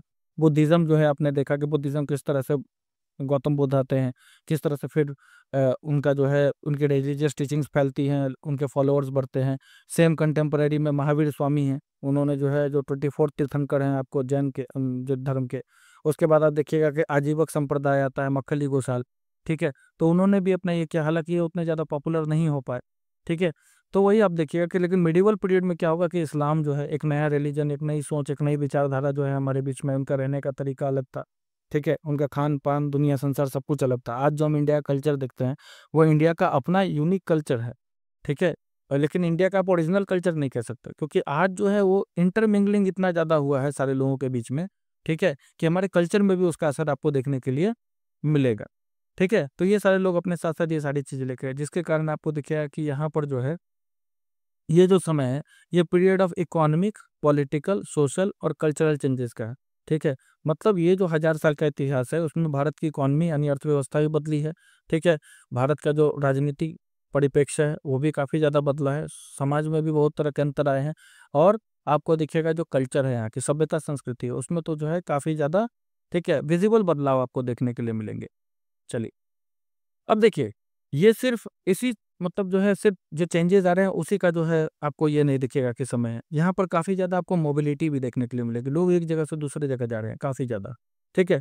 लोग काफ़ी ज़्यादा दूर दूर तक जो है मतलब लॉन्ग डिस्टेंसेस तक क्या कर रहे हैं, ट्रैवल कर रहे हैं। किस रूप में? तो भैया अपॉर्चुनिटी की तलाश में, किसी को काम की ज़रूरत है, कोई किसी जगह सेना में भर्ती होने चला गया है। ठीक है। तो आपको पता है कि भारत उस समय जो है दुनिया के, कह सकते हैं हम लोग कि दुनिया के सबसे अमीर देश है। ठीक है। उस समय दुनिया का सबसे अमीर देश भारत ही है। इतना पैसा है भारत के पास, क्यों? क्योंकि भैया हमारा एक्सपोर्ट बहुत ज़्यादा है, इम्पोर्ट ना के बराबर है। दूसरा बात क्या है कि हम लोग क्या कर रहे हैं कि सेल्फ सफिशिएंट हैं। ठीक है। एग्रीकल्चर हमारे यहाँ इतना बेहतरीन होता था कि भैया कहीं से कुछ खरीदने की जरूरत नहीं पड़ती थी। तो भारत में आपको दिखेगा कि सब कंटिनेंट में जो है अकूत पैसा है, अकूत वेल्थ है लोगों के पास, धन की कोई कमी नहीं है। ठीक है। मतलब कि लोगों के पास इतनी पॉसिबिलिटीज है कि वो अपने लिए मतलब एक बहुत ही बेहतरीन जो है मतलब जो है किस्मत अपनी बना सकते हैं, इतना पैसा कमा सकते हैं। तो उसमें आप देखिए क्या कि इसी में से जो है कुछ ऐसे जो है ग्रुप हो जाएंगे, उन्हीं ग्रुप में से कुछ ऐसे एक पर्टिकुलर ग्रुप है जो काफ़ी ज़्यादा प्रोमिनेंट हो जाएगा इस पीरियड में, जिसको हम लोग राजपूत कहते हैं। ठीक है। और ये शब्द का जो है निर्माण हम लोग का, ये शब्द को लिया कहा गया है ठीक है, राजा पुत्र से। ठीक है। संस्कृत का एक शब्द है राजपुत्र। ठीक है। राजपुत्र मतलब राजा का बेटा। ठीक है। उसी का अपभ्रंश होकर के, सन ऑफ द रूलर का जो है अपभ्रंश होकर के क्या बना, राजपूत बना। तो 8 से लेकर के 18 सेंचुरी तक आपको दिखेगा कि यहाँ पर जनरली जो एक क्षत्रिय कास्ट स्टेटस के जो है ग्रुप होते थे, जो काफ़ी ज़्यादा लड़ाई झगड़ा युद्ध में जो है काफ़ी ज़्यादा पारंगत होते थे, उनको कहा जाने लगा। ठीक है। तो जो हम लोग एंशियंट पीरियड में जिसको हम लोग क्षत्रिय कास्ट स्टेटस दे करके रखे हैं, ठीक है, उसी को मेडाइवल में राजपूत के नाम से जो है जाना जा रहा है। ठीक है। तो इस बात को भी ध्यान में रखना है। तो अब राजपूत में जो है क्या होता था, पहले क्षत्रिय में जिस तरह से अपने मेडिवल पीरियड में, सॉरी एंशियंट पीरियड में देखा कि राजा और जो भी लोग युद्ध कर रहे हैं उनको लिया जाता था। तो इसमें क्या होता था कि सेम कंडीशन यहाँ पर भी दिखेगा। राजपूत का मतलब सिर्फ रूलर नहीं होता था, उसके साथ साथ जितने भी जो है मुखिया वगैरह हो गए, जो चिफ्टियंस हो गए, ठीक है, तो सिर्फ इतने ही नहीं होते थे, साथ ही साथ जितने भी सोल्जर्स होते थे, जितने भी कमांडर्स होते थे, जो आर्मी में या सेना में सर्व करते थे, अलग अलग राजाओं, जो जो लोग भी जो है आपको जितने भी मोनार्क्स आपको दिखेंगे कि हमारे पूरे भारत क्षेत्र में फैले हुए हैं। ठीक है। उस समय भारत में बहुत सारे मोनार्क्स होते थे। आप देखिएगा दिल्ली सल्तनत में अलग चल रहा है। ठीक है। उसके बाद आप देखिएगा मुगलों का टाइम अलग है, इधर अहोम्स का साम्राज्य बन जाएगा, नीचे मराठास पावर में आएंगे, उसके बाद नीचे दिल्ली दक्षिण भारत में भी आपको अलग अलग तरह के रूलर्स हैं। तो अलग अलग तरह के रूलर्स में भी बहुत सारे ऐसे लोग थे जो जाकर के क्या करते, राजपूत होते थे और वो क्या करते थे, लड़ते थे। ठीक है। तो आप देखिएगा क्या कि इनका जो है इनकी बहादुरी, ठीक है, इनका जो वफादारी था, ये सब कुछ क्वालिटीज बन गई थी, राजपूतों की क्वालिटीज बना दी गई थी कि भाई ये बहुत ही ज्यादा जो है बहादुर होते हैं। ठीक है। देशभक्त बहुत ज्यादा होते हैं। ठीक है। मतलब राजा के प्रति, अपने मातृभूमि के प्रति जो है इनकी जो ये भक्ति है, ठीक है, वो सर्वोपरि होती है, सर कटा लेंगे ये लोग अपना, इस तरह का जो है मतलब उस समय के जो पोएट्स थे, उस समय के जो बार्ड्स वगैरह थे, ठीक है, उन्होंने भी काफ़ी ज़्यादा इनको ग्लोरीफाई किया है। बहुत सारे राजपूत वगैरह ऐसे भी हुए हैं जिन्होंने जो है देश के लिए अपना प्राण जो है न्यौछावर कर दिया, बहादुरी से लड़े हैं। ठीक है। तो उनका जो है काफ़ी ज़्यादा आप देखिएगा कि गुणगान आज तक होता है। आप राजस्थान चले जाएं तो राजस्थान में आप देखिएगा किस तरह से पृथ्वीराज चौहान का वो गुणगान होता है, महाराणा प्रताप का गुणगान होता है, राणा सांगा का गुणगान होता है। ठीक है। इसके साथ साथ आप देखिएगा तो कुछ नई कम्युनिटीज़ भी आपको देखने के लिए मिलती है, जैसे मराठास जो है, ठीक है, ये चित्पावन ब्राह्मण थे, ये ब्राह्मण थे। ठीक है। आगे चल के ये रूलर बन जाएंगे। उसका सिखों का जो है मतलब आप देखिएगा कि एक नई कम्युनिटी जो है पैदा होती है। ठीक है। गुरु नानक देव जी जो है इसकी शुरुआत करते हैं। फिर जाट्स हैं, अहोम्स हैं और कायस्थ। ठीक है। कायस्थ एक ऐसी कम्युनिटी थी जिन्होंने पेन पर अपना कंट्रोल किया। ठीक है। इन्होंने क्या किया था कि ये उस समय स्क्राइब्स और जो सेक्रेटरीज थे, हिसाब किताब करने वाले लोग थे, ठीक है, इन्होंने अकाउंटेंसी पर अपना सबसे ज़्यादा, आप देखिएगा कि ये एक ऐसा समुदाय था जो राइज तो इस पीरियड में करता है, लेकिन ब्रिटिश एरा तक जो है इन्होंने अपना प्रभुत्व बना करके रखा हुआ है। मतलब ब्रिटिशर्स भी इनके ऊपर बहुत ज़्यादा जो है डिपेंडेंट थे। इवन जब आज़ाद हो जाता है भारत, तब भी जो है मेजोरिटी ऑफ, आप देखिएगा कि जो एरिस्टोक्रेटिक पद हैं, ठीक है, उस पर इसी समूह का जो है मतलब कंट्रोल था। ठीक है, किसी का भी शासन रहा हो, लेकिन बहुत लंबे समय तक इन्होंने जो है अपना क्या कह सकते हैं, वर्चस्व जो है, ठीक है, बनाया हुआ है। एजुकेशन पर इन्होंने पूरा जो है कंट्रोल रखा था। ठीक है, तो ये बात है। तो आपको देखिए क्या कि ये सारे लोगों ने भी इंडिया में जो भी अपॉर्चुनिटीज मिली टाइम टू टाइम, उन सब का इस्तेमाल किया। ठीक है, और पॉलिटिकली अपने आप को क्या किया, इंपॉर्टेंस प्रदान किया। मतलब ये पॉलिटिकली इंपॉर्टेंट इस पीरियड में बन गए। इस पीरियड में आप देखिएगा क्या कि चूंकि एक साइड में ये सारे डेवलपमेंट चल रहा है, दूसरी तरफ आप देखिएगा कि भारत की पॉपुलेशन भी बढ़ रही है। ठीक है, तो पॉपुलेशन जब बढ़ रही है तो लोगों को ज़्यादा ज़मीन की ज़रूरत पड़ेगी। तो आपको दिखिएगा क्या कि धीरे धीरे जो है जंगलों को काटा जा रहा है। ठीक है, वहाँ पर क्या किया जा रहा है, एग्रीकल्चर लैंड बनाया जा रहा है, खूब एग्रीकल्चर वहाँ पर किया जा रहा है। ठीक है, उसके बाद आपको दिखिएगा क्या, हाँ, तो ये देखिए ये एक ऐसा जो मतलब चेंज था, जो कुछ एरियाज में आपको दिखेगा क्या कि काफ़ी तेज़ी से फैला है, कुछ एरियाज में कम फैला है। मतलब जहाँ पर एग्रीकल्चर योग्य ज़मीन मिली, वहाँ तेज़ी से जंगलों को साफ किया गया। ठीक है, मतलब हर जगह एक समान ऐसा नहीं देखने को मिलेगा, यही बात है। तो मतलब आपको दिखेगा क्या कि जो ज़्यादा से ज़्यादा जो है आपको पॉपुलेशन बढ़ने के कारण आप देखिएगा कि जो जंगल वगैरह है उसको काफ़ी ज़्यादा काटा गया है। उसके बाद देख लीजिए कि अब जो कि जंगल थे, तो जंगल में भी आपको दिखेगा कि बहुत तरह के ट्राइबल लोग करते मतलब रहा करते थे। अब जब जंगलों को काटा जाने लगेगा, तो जो जंगल में रहने वाले लोग हैं उनका हैबिटेट जो है नष्ट होना शुरू हो जाएगा, जिसके कारण जितने भी फॉरेस्ट ड्वेलर्स थे उनको जगह छोड़ करके माइग्रेट करना पड़ता था। ठीक है, बहुत सारे ऐसे लोग थे जिन्होंने जमीन को जो है मतलब पहले जहाँ पर वो लोग हंटर गैदरर्स की जिंदगी जीते थे, ठीक है, कबीले में रह करके अपना जो हंटर गैदर की जिंदगी जिंदगी थी उसको छोड़ करके बहुत सारे लोगों ने क्या किया कि भाई एग्रीकल्चर अपना लिया। ठीक है, वो ज़मीनों को जो है जोतना बोना जो है शुरू कर देते हैं। ठीक है, तो आप देखिएगा कि ये जो नया पीजेंट ग्रुप उभर करके आता है, ठीक है, जो पहले जंगलों में रहा करते थे, अब उन्होंने अपने आप को बदल करके क्या किया, खेती वगैरह करना शुरू कर दिया। ठीक है, तो ये क्या करने लगे भाई, जो रीजनल मार्केट्स थे वहाँ पर काफ़ी ज़्यादा जो है इनका प्रभाव बढ़ना शुरू हो गया। ठीक है, जो वहाँ के जो मुखिया वगैरह हुआ करते थे, वहाँ के पंडित वगैरह हुआ करते थे, जो मोनास्ट्रीज और जो टेम्पल्स वगैरह हुआ करती थी। ठीक है, तो ये सारे लोग जो हैं, इन सारे लोगों से काफ़ी ज़्यादा प्रभावित होने लगे। थोड़ा मिस्टेक हुआ यहाँ पे, चलिए। ठीक है, तो ये जो नया पीजेंट ग्रुप था, ये जो है इनके ऊपर किनका-किनका प्रभाव आना शुरू हो गया, जो रीजनल मार्केट्स थे, आस-पास के जो मार्केट आपको देखने के लिए मिलेंगे। चूँकि पहले ये क्या थे, डायरेक्ट सोसाइटी के कॉन्टैक्ट में नहीं थे, जंगलों में ही इनका जीवन आराम से कट जाता था, बाहर जाने की ज़रूरत नहीं थी। जंगल इनको सब कुछ प्रोवाइड करता था। एक बार जब जंगल नहीं रहे, जब ये एग्रीकल्चर करना शुरू कर दिया, तो इनकी ज़रूरतों के लिए इनको क्या करना पड़ा, बाहरी लोगों से कॉन्टैक्ट रखना पड़ा। ठीक है, तो ये वहाँ के जो मुखिया वगैरह चिफ्टियन टाइप के लोग रहेंगे, उनके कॉन्टैक्ट में आए होंगे, पंडितों के कॉन्टैक्ट में आए होंगे, टेम्पल्स वगैरह मोनास्ट्रीज वगैरह के जो है कॉन्टैक्ट में आए होंगे। ठीक है, तो इस तरह से देखिएगा कि ये सारे लोग भी जो है, जो कॉम्प्लेक्स सोसाइटी जो पहले से बनी हुई थी, ठीक है, उसका हिस्सा बन जाते हैं। ठीक है, और टाइम के साथ साथ इनसे भी टैक्स वगैरह लिया जाता है। ठीक है, इनको भी टैक्स देना होता था, जो भी जो है गुड्स वगैरह ये उगाते थे, या फिर अगर एग्रीकल्चर नहीं कर रहे तो अपनी सर्विसेज वगैरह जो है इनको अपने लोकल लॉर्ड्स को प्रोवाइड करनी है। मतलब जहाँ एक टाइम में ये समाज की मुख्य धारा से कटे हुए थे, अब इनको भी समाज की मुख्य धारा से जुड़ना पड़ गया। ठीक है, तो ये भी आप एक बहुत इंपॉर्टेंट मिडिवल पीरियड का जो है डेवलपमेंट है, जिसमें आप देखेंगे कि जो ट्राइबल लोग या जो कुछ ऐसे लोग हैं, जो पहले क्या करते थे, आपको समाज की मुख्य धारा का हिस्सा नहीं थे, जंगलों में जीवन जीते थे, वो क्या होते हैं कि जंगलों में पॉल्यूशन बढ़ने के कारण जंगलों को काटा जाता है, और अपनी जीविका के लिए ये लोग क्या करते हैं, ठीक है, कि कुछ ऐसे कामों को उठा लेते हैं। सिर्फ एग्रीकल्चर ही नहीं, बहुत लोगों ने मजदूरी करना शुरू कर दिया। कुछ लोग जो है जाकर के लोहार बन गए होंगे, कुछ लोग पॉटर बन गए होंगे, और वो लोग मार्केट से जाकर के जुड़े। मार्केट से जब जुड़े, तो जो सिविलाइज सोसाइटी थी उससे जुड़े, और उसके बाद उसी का हिस्सा समय के साथ साथ बन गए। तो इसलिए आपको दिखेगा क्या कि जो इकोनॉमिक और सोशल डिफरेंसेस है, इस टाइम में काफ़ी ज़्यादा किसानों में आपको देखने के लिए मिलेगा। कुछ लोगों के पास ढेर सारी ज़मीन है, ढेर सारे जानवर हैं, बट कुछ लोगों के पास बिल्कुल भी ज़मीन नहीं है, बिल्कुल भी जानवर नहीं है। तो यही बात है कि कुछ लोगों के पास आप देखिएगा कि काफ़ी ज़्यादा प्रोडक्टिव लैंड है, मतलब उनके खेत बहुत ज़्यादा उपजाऊ है। ठीक है, उनके पास क्या है, बहुत सारे जो है कैटल है। ठीक है, काफ़ी ज़्यादा पशु हैं उनके पास।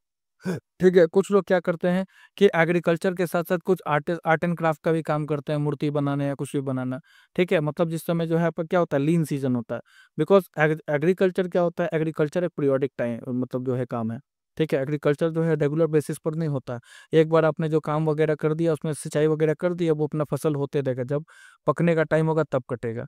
उसके बाद कभी-कभी क्या होता है, चूँकि आज की तरह पॉपुलेशन प्रेशर नहीं होता था, तो लोग क्या करते थे, ज़मीन को ऐसे भी पड़ती छोड़ते थे, ठीक है? ठीक है, एक आध सीज़न के लिए छोड़ दिया जाता था कि ताकि वो नेचुरली क्या कर सके, अपनी प्रोडक्टिविटी को रीगेन कर सके। तो उस टाइम में लोग क्या करते थे, आर्ट एंड क्राफ्ट का कुछ काम करके अपना जीवन चलाते थे, ठीक है? तो जैसे-जैसे सोसाइटी में काफ़ी ज़्यादा जो है बदलाव आपको देखने के लिए मिलेगा, डिफरेंशिएशन देखने के लिए मिलेगा, ठीक है? तो लोगों ने क्या किया, अपने ऑक्यूपेशन के हिसाब से अपने आप को जाति या फिर जो सब कास्ट है, ठीक है? उसमें क्या कर दिया, लोगों ने अपने आप को डिवाइड कर दिया और जैसा जिसका बैकग्राउंड था, जैसा जिसका जो है काम था, उसके आधार पर उसकी एक रैंक बना दी गई। ठीक है? और ये रैंक हमेशा जो है परमानेंटली फिक्स नहीं थे। बहुत सारी जातियाँ आपको ऐसी दिखेंगी जो मिडेवल पीरियड में क्या होती हैं, मतलब जिनको समाज में उतना ज़्यादा मान-सम्मान नहीं मिल रहा है। लेकिन अगर आप देखिएगा कि मिडेवल पीरियड के अंत तक आते-आते समाज में उनको काफ़ी ज़्यादा मान-सम्मान मिलने लगा। ठीक है? उनके साथ लोग जो है काफ़ी ज़्यादा आराम से रहना शुरू कर दिए, जिस टाइम में लोग उनसे थोड़े-से कटे-कटे रहते थे। ठीक है? तो ये बात है, तो जैसे-जैसे कुछ ऐसी जातियाँ थी जिनका पावर, इन्फ्लुएंस जो है, रिसोर्स जो है धीरे-धीरे बढ़ा। ठीक है? तो उनका क्या है स्टेटस जो है, तो आपका क्या होगा कि वो भी बदलता शुरू हो जाएगा कि एक एरिया में कोई जाति अगर काफ़ी ज़्यादा बुरी कंडीशन में है, तो दूसरी जगह पर आपको वही दिखेगा कि वो काफ़ी ज़्यादा स्ट्रॉन्ग होल्ड में है, ठीक है? तो ये सारी चीज़ें जो हैं आपको मिडीवल पीरियड में काफ़ी ज़्यादा देखने के लिए मिलती हैं। अब ये जो जाति हुआ करती थी, ये जातियों मतलब ये जो जाति थे लोग जिन्होंने ऑक्यूपेशन के आधार पर एक अपना अपने आप को एक नई आइडेंटिटी दी, इन्होंने क्या किया, अपने रूल्स और रेगुलेशंस को खुद से बनाया, ठीक है? और ये सिर्फ़ खुद ही नहीं बनाते थे, अपने रूल्स और अपने रेगुलेशंस को अपने जितने भी मेंबर्स हैं, वो सब सही से कंडक्ट करें उसका भी ध्यान रखते थे, ठीक है? तो अब ये जो जितने भी जो रेगुलेशंस होते, जो भी नियम कानून होते थे, वो क्या होते थे भैया, हर एक जाति का आपके ऊपर देखिएगा जिसको जाति पंचायत बोलते हैं। हर एक जाति का जाति पंचायत होता था जिसमें उसी जाति के जितने भी आपको जो बुजुर्ग लोग हैं, वो लोग उसको लीड करते थे। तो आपको देखने के लिए मिलेगा इस पीरियड में कि ये जो जाति पंचायत है, यही क्या करती थी, जितने भी लॉज़ हैं, जितने भी रेगुलेशंस हैं, उन सबको सेट करती थी, उन सबको बनाती थी, ठीक है? और बाकी लोगों को उसको फ़ॉलो करना पड़ता था, ठीक है? तो आगे देख लीजिए, बहुत सारे ऐसे विलेजेस भी थे, जहाँ पर क्या होता था, मुखिया होता था आपको, जिसको सरदार भी कह सकते हैं आप, ठीक है? तो ये आप कह सकते हैं कि ये अपने आप में कोई बड़ा यूनिट नहीं था, ये एक बड़े स्टेट में छोटे-छोटे यूनिट्स हुआ करते थे। तो इस तरह से ये सारी चीज़ें जो हैं, उस समय में आपको काम कर रही हैं, ठीक है? अगर अब हम लोग आ जाते हैं अगले टॉपिक पर जिसको हम लोग रीजन और एम्पायर कहते हैं। अभी तक हमने देखा कि भाई किस तरह से जो है समय के साथ-साथ जो है सामाजिक बदलाव के साथ-साथ आर्थिक बदलाव भी आ रहा है। उसके बाद हमने देखा कि भाई एक शब्द का जो है मतलब कितना ज़्यादा बदल रहा है आपको टाइम के साथ-साथ। उसके बाद हमने ये भी देखा है अभी तक कि भाई समाज में जाति नई-नई जातियाँ किस तरह से बनी। किस तरह से कुछ लोग जो एक टाइम में समाज की मुख्य धारा से कटे हुए होकर के अलग जी रहे थे, वो धीरे-धीरे किस तरह से समाज की मुख्य धारा का हिस्सा बन जाते हैं। ठीक है? तो ये सारी चीज़ों को हम लोग देख चुके हैं। अब हम लोग देखेंगे कि इस टाइम में किस-किस तरह के मतलब किस-किस तरह का रूलर्स जो है इस टाइम में आते हैं, कितने इलाके पर जो है उनका प्रभुत्व वगैरह है। ठीक है? तो आगे देख लीजिए।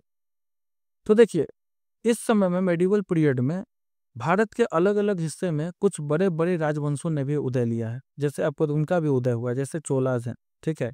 चोलाज़ के बारे में हम लोग चैप्टर 2 में पढ़ेंगे, ठीक है? इसमें राजा-राजा आ जाएँगे, राजेंद्र द फर्स्ट आएँगे, राजेंद्र फर्स्ट क्या करते हैं आपको श्रीलंका पर सबसे पहले आक्रमण करने वाले इंसान हैं।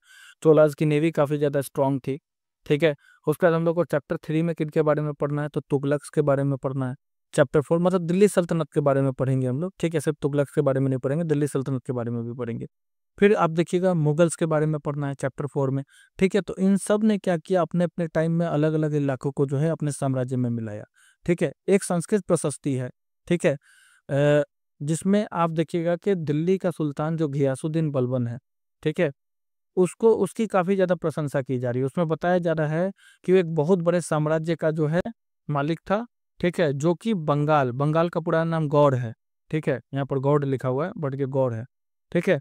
तो बंगाल से लेकर के जिसका साम्राज्य गज़नी अफ़गानिस्तान तक था, ठीक है? वेस्ट में और साउथ में अगर आप देखिएगा तो पूरा का पूरा जो है, ठीक है? जितना भी दक्षिण भारत का इलाका है, जिसको द्रविड़ों का इलाका कहा जाता है, ठीक है? वो सब जो है आपको क्या है इसके कंट्रोल में है।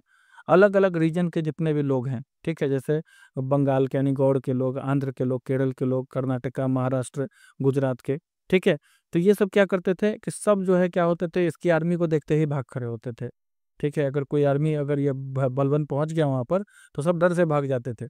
इतिहासकार ऐसा कहते हैं, ठीक है, कि वो अलग बात है कि ऐसा माना जाता है कि भैया ये सारी चीजें जो है अभी के हिस्टोरियंस मानते हैं कि इतना बढ़ा चढ़ा के लिखा गया है इसको, क्योंकि प्रशस्ति में आप देखिएगा, हमने सिक्स में भी ये बात पढ़ा था, या फिर आगे भी ये बात पढ़ेंगे, कि प्रशस्ति किसी राजा के अपने कवि द्वारा लिखी जाती थी और उसके मान सम्मान में लिखी जाती थी और प्रशंसा करने के लिए लिखी जाती थी, ठीक है। कोई भी राज कवि अपने राजा का, सुल्तान का या बादशाह का बुरा नहीं कहेगा, ठीक है, क्योंकि उसको पता है कि भाई फिर कुछ भी हो सकता है। तो उनको खुश रखने के लिए, उनसे बहुत ज़्यादा अवार्ड्स लेने के लिए, ठीक है, इस तरह की चीज़ें की जाती थी। तो हम लोग पूरी तरह से इस बात को नहीं मान सकते, ठीक है। सेम टाइम पर आपको दिखेगा क्या, उसी समय में आप देखिएगा कि ठीक है, कि जितने भी रूलर्स हुए हैं इस टाइम में, वो हमेशा क्लेम करने की कोशिश कर रहे हैं कि भारत का जो है मेजॉरिटी ऑफ हिस्सा उनके पास है, ये इलाका जो है इनके पास है, इनके पास है, इनके पास है। ऐसा क्यों कहा जा रहा है? ऐसा इसलिए कहा जा रहा है कि हर एक राजा, हर एक सुल्तान, हर एक बादशाह चाहता था, ठीक है, कि वो दूसरों से महान दिखे, बड़ा दिखे, ठीक है, इतिहास में उसका नाम दर्ज हो जाए। अब देखिए, यहाँ पर आप देखिएगा तो 1318 में आपको दिखेगा कि पोएट है अमीर खुसरो, ठीक है, इन्होंने क्या कहा है, ठीक है। हाँ, इन्होंने देखिए, अब लैंग्वेज की बात कर रहे हैं कि अलग अलग रीजन में कितनी लैंग्वेज बात की, मतलब बातें की जा रही है। तो अमीर खुसरो क्या कहते हैं कि इस जमीन पर, मतलब भारत की जो जमीन है, आप देखिएगा कि हर एक रीजन का एक अलग लैंग्वेज है, ठीक है। सिंधी है, लाहौरी है, कश्मीरी है, द्वार समुद्री है जो कि कर्नाटका में इस्तेमाल की जाती थी, आज कन्नड़ का इस्तेमाल होता है। तेलंगनी है जो कि आंध्र प्रदेश में इस्तेमाल की जाती थी। गुज्जरी है जो कि गुजरात में इस्तेमाल की जाती थी।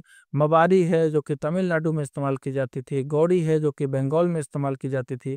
अवधी है, ठीक है, जो उत्तर प्रदेश में इस्तेमाल की जाती थी। और हिंदावी है जो कि दिल्ली के आसपास के इलाकों में इस्तेमाल की जा रही है। मतलब अमीर खुसरो इस बात को कंफर्म करते हैं कि इंडिया में उस टाइम में भी इस तरह की लिंग्विस्टिक डाइवर्सिटी थी, ठीक है।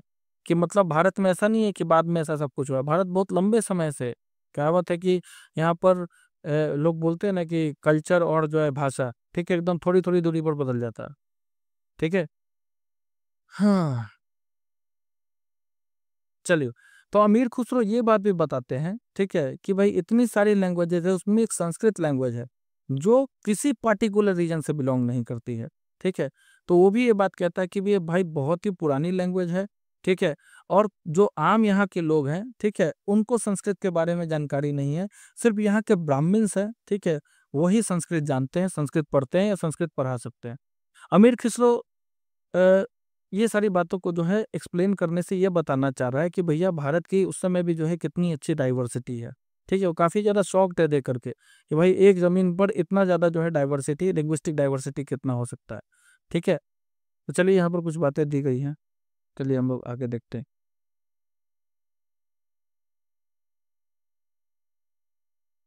तो देखिए, तो 700 के आसपास में आपको देखिए कि बहुत सारे ऐसे रीजन्स हैं जहाँ पर आपको जो है अलग अलग तरह का जोग्राफिक डायमेंशंस देखने के लिए मिल रहा है। उनकी लैंग्वेज अलग है, जो कल्चरल कैरेक्टरिस्टिक्स है वो भी अलग है। जैसे आप नॉर्थ इंडिया, साउथ इंडिया में देख लीजिए, उनका कल्चर पूरी तरह से अलग है।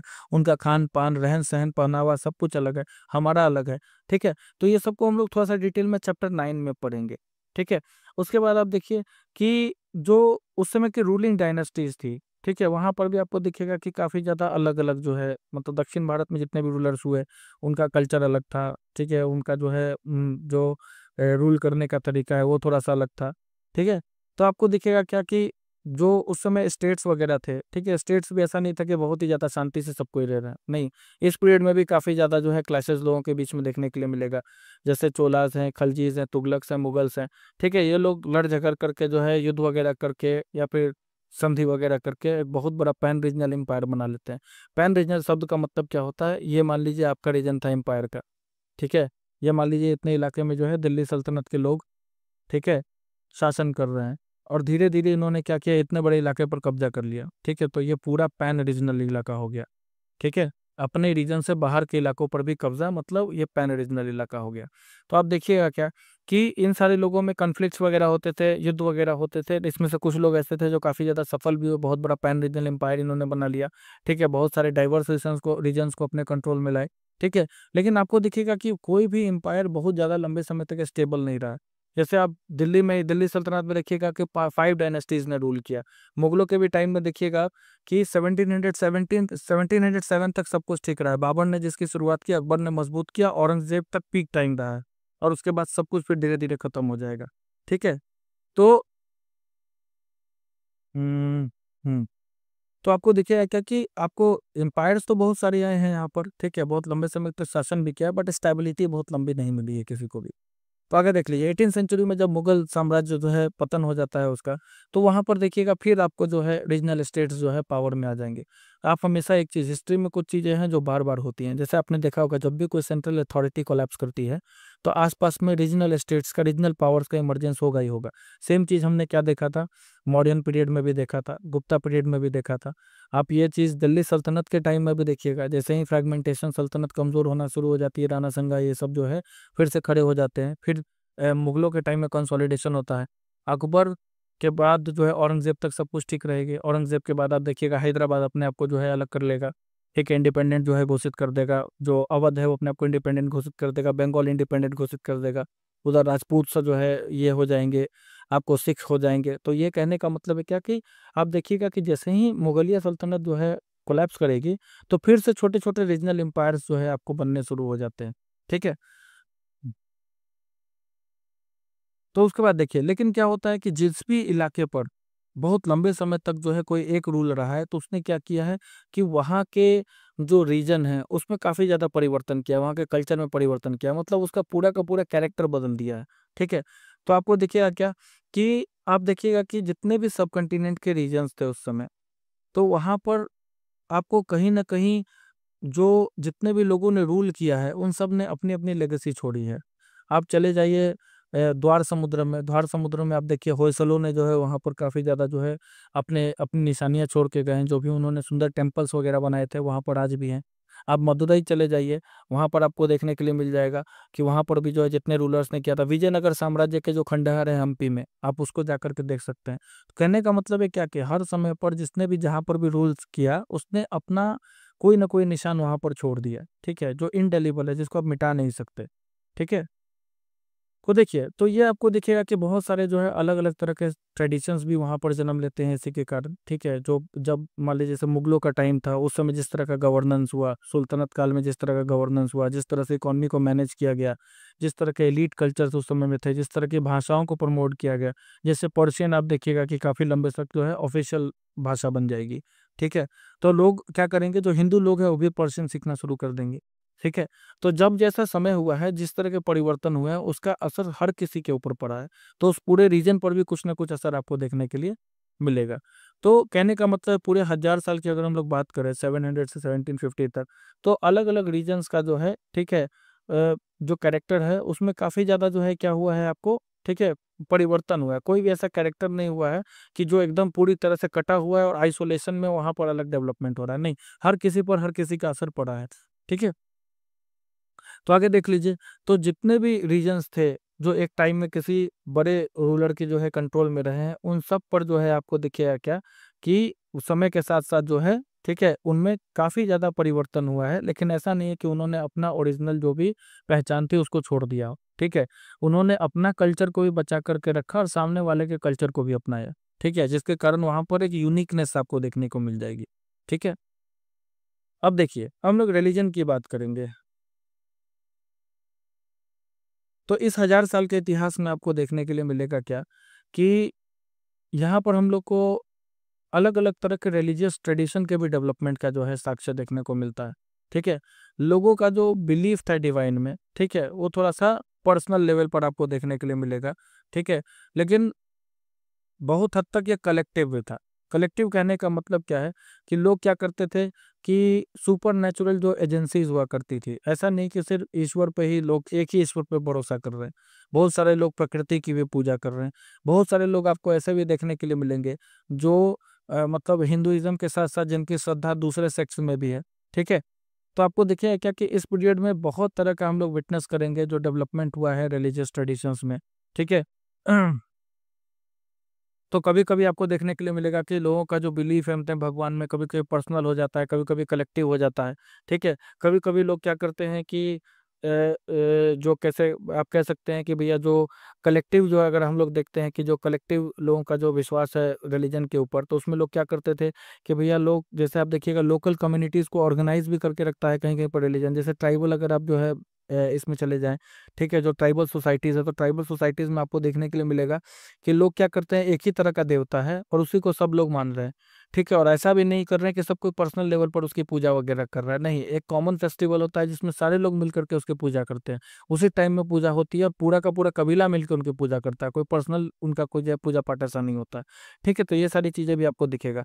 तो यही बात कहा जा रहा है कि कलेक्टिव बिलीफ जो है सुपर नेचुरल एजेंसी में आपको देखने के लिए मिलेगा। जो रिलीजन था, ठीक है, वो सोशल और इकोनॉमिक ऑर्गेनाइजेशन से काफी हद तक जो है जुड़ा हुआ था, जो भी लोकल कम्युनिटीज थी। ठीक है, जैसे आप देखते होंगे कि जितने भी जो है हिंदुओं के पर्व हैं, वो उसमें मेजोरिटी ऑफ जो पर्व हैं आपको देखेंगे कि जो हार्वेस्टिंग जो है होता है, हार्वेस्टिंग से रिलेटेड होते हैं। जैसे बैसाखी है, बैसाखी भी हार्वेस्टिंग से रिलेटेड पर्व है। होली है, वैसा आपको जो है हार्वेस्टिंग से रिलेटेड पर्व है। ठीक है, मतलब इस टाइम में जिस समय मतलब किसान के पास पैसा होगा तो क्या करेगा आपको कि काफी ज्यादा जो है स्पेंड करेगा, खुशी होगी इसके पास जब फसल कटेगी तो इसलिए मेजोरिटी ऑफ आपको जो है जितने भी फेस्टिवल्स वगैरह हैं उसी टाइम में देखने के लिए मिलेंगे। ठीक है, तो जैसे जैसे सोशल वर्ल्ड जो है इन सारे ग्रुप का जो है बदलेगा, ठीक है, उनके विश्वास पे भी जो है असर होगा। जैसे आप देखिएगा ना, बहुत सारे ऐसे लोग हैं जो एक टाइम में क्या होते हैं, पीर फकीरों पर भी जो है विश्वास करना शुरू कर देते हैं। एक टाइम में जो हिंदू लोग भी है वो भी पीर फकीरों के पास जा रहे हैं। तो मतलब कहने का मतलब है क्या कि रिलीजियस बिलीफ्स में भी काफी ज्यादा जो है परिवर्तन आपको इस टाइम में देखने के लिए मिलेगा। ठीक है, तो आज जिसको हम लोग हिंदुइज्म कहते हैं, उसमें जितने भी इंपॉर्टेंट परिवर्तन हुए हैं उसी समय में हुए हैं। ठीक है, इसमें क्या होंगे, कुछ नए देवी देवताओं की पूजा शुरू हो जाएगी। जैसे आपको पता होगा कि हमने जगन्नाथ जो आपको पुरी में देखिएगा जगन्नाथ स्वामी की पूजा होती है। तो जगन्नाथ स्वामी एक टाइम में ट्राइबल गॉड थे। ठीक है, बट आज के डेट में उनको जगत का नाथ बोला जाता है, मतलब कि पूरे दुनिया के गॉड है। अब वो एक रीजनल गॉड नहीं रहे। ठीक है, तो ये बात है। तो समय के साथ साथ क्या होगा कि भाई धर्म में भी काफी ज्यादा परिवर्तन हुआ है। जो हिंदुइज्म आज हम लोग देख रहे हैं उसमें जो भी परिवर्तन हुए थे इसी मेडिवल पीरियड में हुए थे। इसमें कुछ नए देवी देवताओं की पूजा शुरू हो जाएगी, नए टेम्पल्स बनेंगे। इवन जो रॉयल्टी है, मतलब जो राजा महाराजा है, वो काफी ज्यादा नए टेम्पल्स को बनवाएंगे। ठीक है, ब्राह्मणों की जो है, जो पुजारियों हैं, उनकी जो है क्या होगी, वैल्यू काफी ज्यादा बढ़ जाएगी और समाज में एक डोमिनेंट ग्रुप के रूप में जो है क्या हो जाएंगे, ठीक है, उभर करके आएंगे। उसके बाद देखिए, ब्राह्मणों की रिस्पेक्ट जो है सबसे कारण किस किस वजह से, सबसे कारण जो है मतलब जो है सबसे ज्यादा किस वजह से थी, उसका कारण था आपको संस्कृत के ऊपर इनका पकड़। ठीक है, ये क्या करते थे भाई, ये इकलौता ऐसा कम्युनिटी था जो क्या करते थे कि संस्कृत पढ़ते थे, पढ़ाते थे, या जिनको संस्कृत के बारे में पता था। तो इनका जो डोमिनेंट पोजीशन है, ठीक है, इसको इनके पेटरन्स पेटरन्स कहने का मतलब राजाओं ने भी इनको काफी ज्यादा जो है डोमिनेंट पोजीशंस प्रोवाइड किया। आप देखिएगा हर एक राजा का एक राज पुरोहित होता था। ठीक है, तो राजा भी क्या होते थे, अपने लिए प्रेस्टीज चाहते थे। और प्रेस्टीज का मतलब क्या होता है, अगर आप पढ़े लिखे लोगों के साथ, ज्ञानी लोगों के साथ रहेंगे तो आपकी इज्जत जो है बट नेचुरल की बढ़ेगी। तो इसीलिए राजाओं ने भी क्या किया, उस समय के जितने भी सुल्तान्स थे, ठीक है, उस समय के जितने भी जो रूलर्स थे, उन सब ने भी जो है देखिएगा ब्राह्मणों के काफी ज्यादा इंपॉर्टेंट पोजीशंस प्रोवाइड किया। ठीक है, उसके बाद आपको देखिएगा कि जो भक्ति का आइडिया है, पहले क्या होता था, पहले लोग भगवान के प्रति अपना जो भक्ति है उसको दिखाने के लिए क्या करते थे, या ईश्वर को ऑफरिंग्स करते थे। जो भी जो रिचुअल्स वगैरह है, जो यज्ञ वगैरह है, वो सब करते थे, यज्ञ जाप ये सब किया जाता था। इसमें एक नया कॉन्सेप्ट आएगा कि भैया भक्ति का मतलब सिर्फ जो है कर्म कांड को फॉलो करना नहीं होता। भक्ति का मतलब है ऊपर वाले के प्रति इंटेंस लव को दिखाना। यही वो पीरियड है जब ऑफरिंग्स और जो है जितना भी जो कर्म कांड होता है, जो यज्ञ वगैरह, यज्ञ वगैरह जो किया जाता है, जो रिचुअल्स वगैरह फॉलो किया जाता है, उससे हट करके एक अलग टाइप का डिवाइन पाथ जो है तैयार किया जाएगा आपको धर्म के रूप में। ठीक है, जिसमें आदमी क्या करेगा, अपने डाइटी से प्रेम करना शुरू करेगा। ठीक है, और इसके लिए क्या होता था, पहले क्या होता था, पहले आपको अगर अपने भगवान की पूजा वगैरह करनी है तो आपको क्या करना पड़ता था, ब्राह्मण को बुलाना पड़ता था। वो शास्त्र के नियम के अनुसार जो भी जो कर्म कांड है उसके नियम के अनुसार पूरा कराता था। अब क्या है, जब भक्ति का कॉन्सेप्ट इमर्ज होकर के आया, तो नाउ द ब्राह्मण इज नो मोर नीडेड। ठीक है, अब ब्राह्मण की जरूरत नहीं है। आप और आपके डाइटिव के बीच में तीसरा कोई इंसान नहीं रहेगा। आत्मा और परमात्मा के बीच में तीसरा कोई इंसान नहीं रहेगा। बिना किसी रिचुअल के, एलाबोरेट रिचुअल के भी आप भगवान से जो है अपनी श्रद्धा दिखा सकते हैं। ठीक है, और उसका प्रेम पा सकते हैं। तो ये सारी चीज़ें हम लोग चैप्टर 8 में पढ़ेंगे। जैसा कि मैंने आपको पहले ही बताया है कि हम लोग इस चैप्टर पूरे जो है ये इंट्रोडक्टरी चैप्टर है, तो जो भी हम लोग को पढ़ना है हम उसके बारे में बस थोड़ी सी ब्रीफिंग करने वाले हैं इस चैप्टर में। बाद बाकी क्या करने वाले हैं, जो बाकी के 9 चैप्टर्स हैं, इस साल आपको 10 चैप्टर पढ़ने होंगे, तो बाकी के जो 9 चैप्टर्स हैं उसमें हम लोग क्या करेंगे, पूरा डिटेल से जो है इन सारी चीज़ों को पढ़ लेंगे। ठीक है। अब देखिए ये वही टाइम है जिस समय एक नया रिलीजन जो है इंडिया में जो है इंटर होगा। सबसे पहले जो है आपको जो कुरान की जो टीचिंग्स हैं वो मर्चेंट्स लेकर के आए थे। अरब मर्चेंट्स जो है भारत में जो है कुरान की टीचिंग्स लेकर के आए थे 7th सेंचुरी में। ठीक है। अब कुरान क्या है भाई, तो मुसलमानों का क्या है, सबसे पवित्र ग्रंथ है। ठीक है। और इसमें क्या होता है, ये मोनोथिस्टिक धर्म है। मोनोथिस्टिक धर्म कहने का मतलब इसमें एक देवता को ही ये लोग मानते हैं कि अल्लाह है। ठीक है। और जिनका प्रेम, जिनकी मर्सी जो है और जिनका जो बाउंटी है, ठीक है, उन सब के ऊपर जो है इनका रहमो करम होगा, जो उसमें क्या करते हैं, बिलीव करते हैं। ठीक है। हाँ। और एक और बात इसमें यहाँ लिखी गई है जो काफ़ी ज़्यादा इम्पोर्टेंट है कि पहले क्या होता था, हिंदुइज्म में सोशल बैकग्राउंड काफ़ी मैटर करता था। इस्लाम में ऐसा कुछ भी नहीं है। ठीक है। इस्लाम में अल्लाह के नज़र में सब बराबर है, वो irrespective of their caste, creed, sex, religion. ठीक है। मतलब वो किस भी तरह के धर्म से आता हो, या फिर जो है मतलब जैसे इस्लाम में कन्वर्जन वगैरह भी होता है। ठीक है। जैसे एक धर्म है आपको जिसको जीव हम लोग बोलते हैं, तो जीव कभी कन्वर्जन कन्वर्जन नहीं होता उनमें। ठीक है। कोई कन्वर्ट होकर जीव नहीं बन सकता, वो बाई बर्थ ही होता है। लेकिन इस्लाम में कन्वर्जन होता है। ठीक है। तो कहने का मतलब है क्या कि जो कोई भी अल्लाह को मानेगा, ठीक है, जो कोई भी उनसे जो है आस्था रखेगा, उसके ऊपर उसकी करना वगैरह बरसेगी, मतलब मोनोथिस्टिक धर्म है। एक ही जो है ईश्वर को मानते हैं लोग। ठीक है।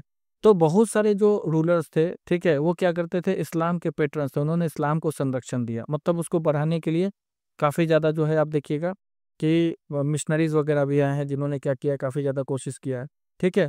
तो ये क्या करते थे, उलेमा को जो है लेकर के आते थे। ठीक है। उलेमा क्या होता था, उलेमा शब्द का जो है शुरुआत, मतलब उलेमा शब्द निकला इल्म से। इल्म का मतलब होता है नॉलेज। तो वन हु इज नॉलेजेबल, जिसके पास काफ़ी ज़्यादा ज्ञान है, उसको हम लोग क्या बोलेंगे, उलेमा कहेंगे। ठीक है। आई एल एम होगा, इल्म, सॉरी। ठीक है। तो जो उलेमा होते थे क्या होते थे भाई, इन्होंने बहुत ज़्यादा जो है मतलब कुरान वगैरह पढ़ी हुई थी, उनको शरीयत का काफ़ी ज़्यादा नॉलेज था। शरीयत का मतलब क्या होता है, शरीयत में जो भी इस्लाम में रहने के नियम कानून है उसको लिखेगा, इसलिए यहाँ पर इसको जूरिस्ट भी कहा जाता है। ठीक है। तो उसके जो कानून है उनके बारे में भी इनको काफ़ी ज़्यादा जानकारी थी। ठीक है। तो हिंदुइज्म की तरह भी जो है इस्लाम को जो है हर किसी ने अलग अलग तरह से जो इंटरप्रेट किया, अलग अलग तरह से समझा और अलग अलग तरह से समझाया। ठीक है। तो वहीं पर आपको दिखिएगा कि शिया मुस्लिम्स है, जो प्रोफेट मोहम्मद के सन इन लॉ जो अली हैं, ठीक है, वो मानते थे कि भैया, अब देखिए इस्लाम में क्या है कि दो सेक्ट्स हैं, एक है शिया और दूसरे हैं सुन्नी। ठीक है। शिया लोगों का मानना है कि ये दोनों में अपने आप में जो है काफ़ी ज़्यादा टकरार रहती है। शिया लोगों का मानना है कि प्रोफेट मोहम्मद के जाने के बाद जो उनके दामाद थे अली, ठीक है, वो उनके असली उत्तराधिकारी हुए। सुन्नी लोग मानते हैं कि नहीं, उनके बाद जो है जो खलीफाज आए हैं, ठीक है, जैसे हजरत अबू बकर हो गए, उसके बाद उमर हो गए, ठीक है, तो ये सारे लोग जो खलीफा आए हैं, ठीक है, तो ये क्या है भाई, तो ये इनके जो है उत्तराधिकारी हैं। तो इन दोनों के बीच में इस बात का क्या होता है, ठीक है, हमेशा डिफरेंसेस रहता है। ठीक है। तो इन्होंने कहा कि भैया सुन्नी इस बात को बिलीव करते हैं, जो खलीफा है उनके उनको जो ये मानते हैं, शिया क्या मानते हैं आपको, ठीक है, जो हजरत मोहम्मद साहब हैं, ठीक है, उनकी उनके जो दामाद थे अली, उनको मानते थे। ठीक है। उनको राइटफुल जो है आयर मानते हैं। तो इनके कारण कुछ सोशल डिफरेंसेस आपको दिखेगा, जिसके कारण आपको दिखेगा क्या कि अलग अलग तरह के स्कूल ऑफ लॉज भी बन गए। ठीक है। खासकर भारत में अगर आप देखिएगा तो हनाफी और शफी है, साफी है। ठीक है। तो ये दो जो है आपको थियोलॉजी और मिस्टिक ट्रेडिशन है, मतलब इनकी अपनी अपनी शिक्षा है। शिया लोग अपना सिखाते हैं, कितने लोग अपना सिखाते हैं। तो इंडिया में भी दो स्कूल्स हैं लॉ के, एक हनाफी हो गया और एक शाफी हो गया। ठीक है। तो ये दोनों इंडिया में काफ़ी ज़्यादा पॉपुलर होंगे, मतलब आगे हम लोग इसके बारे में डिटेल में पढ़ेंगे। चलिए, तो अब हम लोग देखते हैं कि भैया जो हिस्टोरिकल पीरियड में जो समय है, ठीक है, उसको हम लोग किस तरह से देखें, किस तरह से सोचें। तो जो इतने भी इतिहासकार हैं, ठीक है, वो जो इतिहास का समय है उसको घंटों में नहीं देखते, ना ही दिनों में देखते हैं, ना ही सालों में देखते हैं। ठीक है। जैसे हम लोग घड़ी देखते हैं, जैसे कैलेंडर देखते हैं, ये बिल्कुल भी इतिहासकार के देखने का नजरिया नहीं है। ठीक है।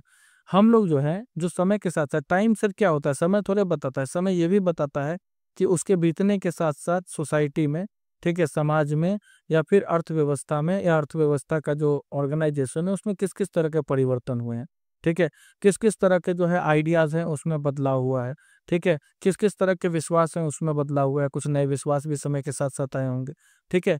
तो टाइम से हम लोग को पता चल जाता है कि अब आपको पता है कि भैया अब टाइम है, तो टाइम फ्रेम को अगर एक साथ पढ़ना हो उतने बड़े समय को तो थोड़ा मुश्किल हो जाता है, ठीक है। तो हम लोग क्या करते हैं, हर एक टाइम को, अगर कुछ पर्टिकुलर टाइम लाइन में कुछ पर्टिकुलर घटनाएं घटी हैं, ठीक है, तो उसको सिग्निफाई करने के लिए हम लोग क्या करते हैं, उसका पीरियोडाइजेशन कर देते हैं, ठीक है। तो अब middle of the 19th century में आपको दिखेगा क्या कि जब इतिहासकार आए, ठीक है, जब अंग्रेज भारत में आए, तब उन्होंने भारत का इतिहास लिखने का जो है बीड़ा उठाया, ठीक है। इंडिया में अगर आप देखिएगा तो मतलब हम लोग जो पढ़ते हैं उसमें आपको एक चीज़ बहुत अजीब लगेगी देखने में, कि भारत में ऐसा नहीं था, इंडियंस के पास जो हिस्टोरिकल सेंस है वो काफ़ी लेट से आया है, ठीक है। हम में से बहुत लंबे समय तक किसी ने भी भारत के प्राचीन इतिहास को पूरी तरह से लिखने की कोशिश नहीं की। तो ब्रिटिशर्स जब आए तो उन्होंने भारत के इतिहास को लिखने का शुरुआत किया, और एक हथियार के रूप में इसको चलाया कि किस तरह से जो है हम लोग जो है ऐसा इतिहास इन लोग को पढ़ाएंगे जिससे ये क्या करें, अपने आप को इन्फेरियर और अंग्रेजों के टाइम को काफ़ी ज़्यादा सुपीरियर माने।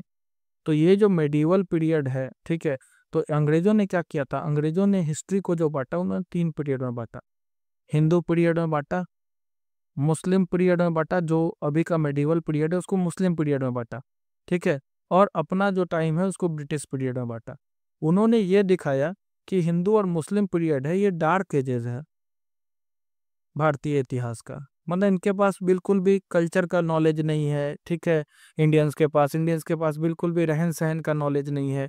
ये सारी बातें इन्होंने इसमें लिखी है कि भैया कोई तरह का जो है लॉ एंड ऑर्डर यहाँ पर नहीं है, हम जब आएंगे तो हम इनको सिविलाइज करेंगे, ठीक है। एक शब्द बहुत ज़्यादा इस्तेमाल करते थे कि इंडियंस आर नॉट सिविलाइज्ड, ठीक है। तो इन्होंने इस तरह से दिखाया। अब ये क्या था कि भैया ये जो कैटेगराइजेशन था, ऐसा नहीं है कि इस समय भारत में सिर्फ हिंदू ही थे, नहीं, जो रूलर था वो हिंदू था। इस समय क्या है, जो रूलर है वो मुस्लिम है।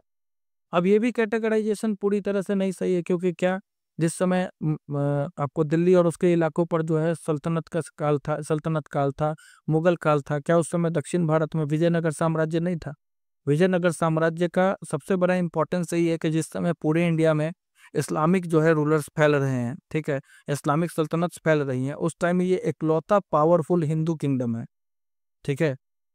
ये एक सबसे बड़ा अचीवमेंट है उस टाइम में।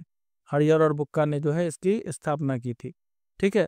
तो ये इस बात पर जो है, तो आपको पता है कि इन्होंने ये चीज़ दिखाया, अंग्रेजों ने, कि भाई ये तीनों पीरियड में जो सबसे बड़ा हिस्टोरिकल चेंज हुआ है वो क्या है भाई, जो रूलर है, ठीक है। उसके अलावा कोई भी चीज़ को ये इतना ज़्यादा सिग्निफिकेंट डेवलपमेंट इन्होंने नहीं माना। ना इन्होंने कल्चर के बारे में कुछ बताया, ना इन्होंने इकोनॉमी के बारे में कुछ लिखा, ना सोसाइटी के बारे में लिखा, ठीक है। तो आपको पता है कि अब आप खुद सोचिए कि उस समय जो रूलर्स मेडिवल पीरियड में जो लोग आए हैं वो भी इस बात को कंसीडर कर रहे हैं कि भारत क्या है, बहुत डाइवर्स कंट्री है, अलग अलग तरह के लोग हैं, अलग अलग तरह की भाषाएं हैं, ठीक है, लेकिन ये इस चीज़ को कंसीडर नहीं करते थे, ठीक है। भारत की डाइवर्सिटी को पूरी तरह से इन्होंने इग्नोर कर दिया। बहुत सारे जो ऐसे हिस्टोरियंस हैं जो अभी भी इस तरह का पीरियोडाइजेशन, जो खासकर यूरोपियन हिस्टोरियंस इस पीरियोडाइजेशन को मानते हैं, ठीक है। लेकिन मेजॉरिटी ऑफ लोग जो हैं वो क्या करते हैं, सोशल और इकोनॉमिक फैक्टर को जो है ज़्यादा इंपॉर्टेंस देते हैं, अगर उनको पीछे के बारे में जानना है तो, ठीक है। तो आप देख लीजिए, the histories you read last year वो देखिए, जो पिछले साल हमने जो हिस्ट्री पढ़ा है उसमें हमने अर्ली सोसाइटीज़ के बारे में पढ़ा, हंटर गैदरर्स के बारे में पढ़ा, जो शुरू के जो फार्मर्स हुए थे उन्होंने, उनके बारे में हमने पढ़ा कि शहर जो पहले बनते हैं, जिसमें हमने मोहनजोदारो वगैरह के बारे में पढ़ा था। विलेजेस वगैरह के लोग थे वो कैसे रहते थे, जो अर्ली एम्पायर और किंगडम से वो कैसे बने, कैसे जन से जनपद बना और जनपद से महाजनपद बना, ठीक है। तो अब इस साल जो हम लोग पढ़ेंगे उसको हम लोग मेडिवल बोलेंगे, वो हमने एंशिएंट पढ़ा था, ठीक है। तो इसमें हम लोग क्या पढ़ेंगे कि भैया किस तरह से जो पीजेंट सोसाइटीज़ है वो और ज़्यादा जो है फैली है, ठीक है। जो रीजनल और इम्पेरियल स्टेट्स हैं उनका फॉर्मेशन कैसे हुआ। उसके बाद आपको दिखेगा क्या कि कभी कभी आप देखिएगा कि कुछ जो है फॉरेस्ट पीपल को भी जो है सेक्रीफाइस करके इनको बढ़ाया गया, क्योंकि हम तो आपको बता रहे हैं आपको कि जिस अभी एक बात हमेशा माइंड में रखना है इस पूरे टाइम को पढ़ते हुए कि पॉपुलेशन बढ़ रही है, रिसोर्सेज का प्रेशर आ रहा है, जिसके कारण जंगलों को काटा जा रहा है और ट्राइबल एरियाज पर भी इसका काफ़ी ज़्यादा असर पड़ेगा, ठीक है। तो बहुत सारे पास्टोरल लोग ऐसे थे, बहुत सारे फॉरेस्ट के लोग ऐसे थे जिनके जीवन पर इसका बहुत ही ज़्यादा अलग प्रभाव पड़ा, ठीक है, उनका पूरा जीवन ही बदल गया, पूरा लाइफ स्टाइल ही उनका चेंज हो गया। कभी कभी आप देखिएगा क्या, इसमें हम लोग ये भी पढ़ेंगे कि हिंदुइज्म का डेवलपमेंट कैसे हुआ। अब हिंदुइज्म में क्या पढ़ेंगे, भक्ति मूवमेंट पढ़ेंगे हम लोग, ठीक है। भक्ति मूवमेंट में आप देखिएगा कि हम लोग पढ़ेंगे शंकराचार्य के बारे में, हम लोग पढ़ेंगे ज्ञानदेव के बारे में, ठीक है, अल्लामा प्रभु के बारे में, वीर शैवम के बारे में, ये सारी चीज़ों को हम लोग को पढ़ने वाले हैं। इस्लाम में भी आप देखिएगा ये जो मेजर रिलीजन्स हैं जो इस दो टाइम में, आपको ऐसा नहीं कि बुद्धिज्म नहीं, जैनिज्म नहीं है, लेकिन प्रोमिनेंसी यही दो रिलीजन्स की रहेगी, ठीक है। और साथ ही साथ हम थोड़ा बहुत ये भी पढ़ेंगे किस तरह से यूरोपियन ट्रेडिंग कंपनीज जो है भारत में आती है।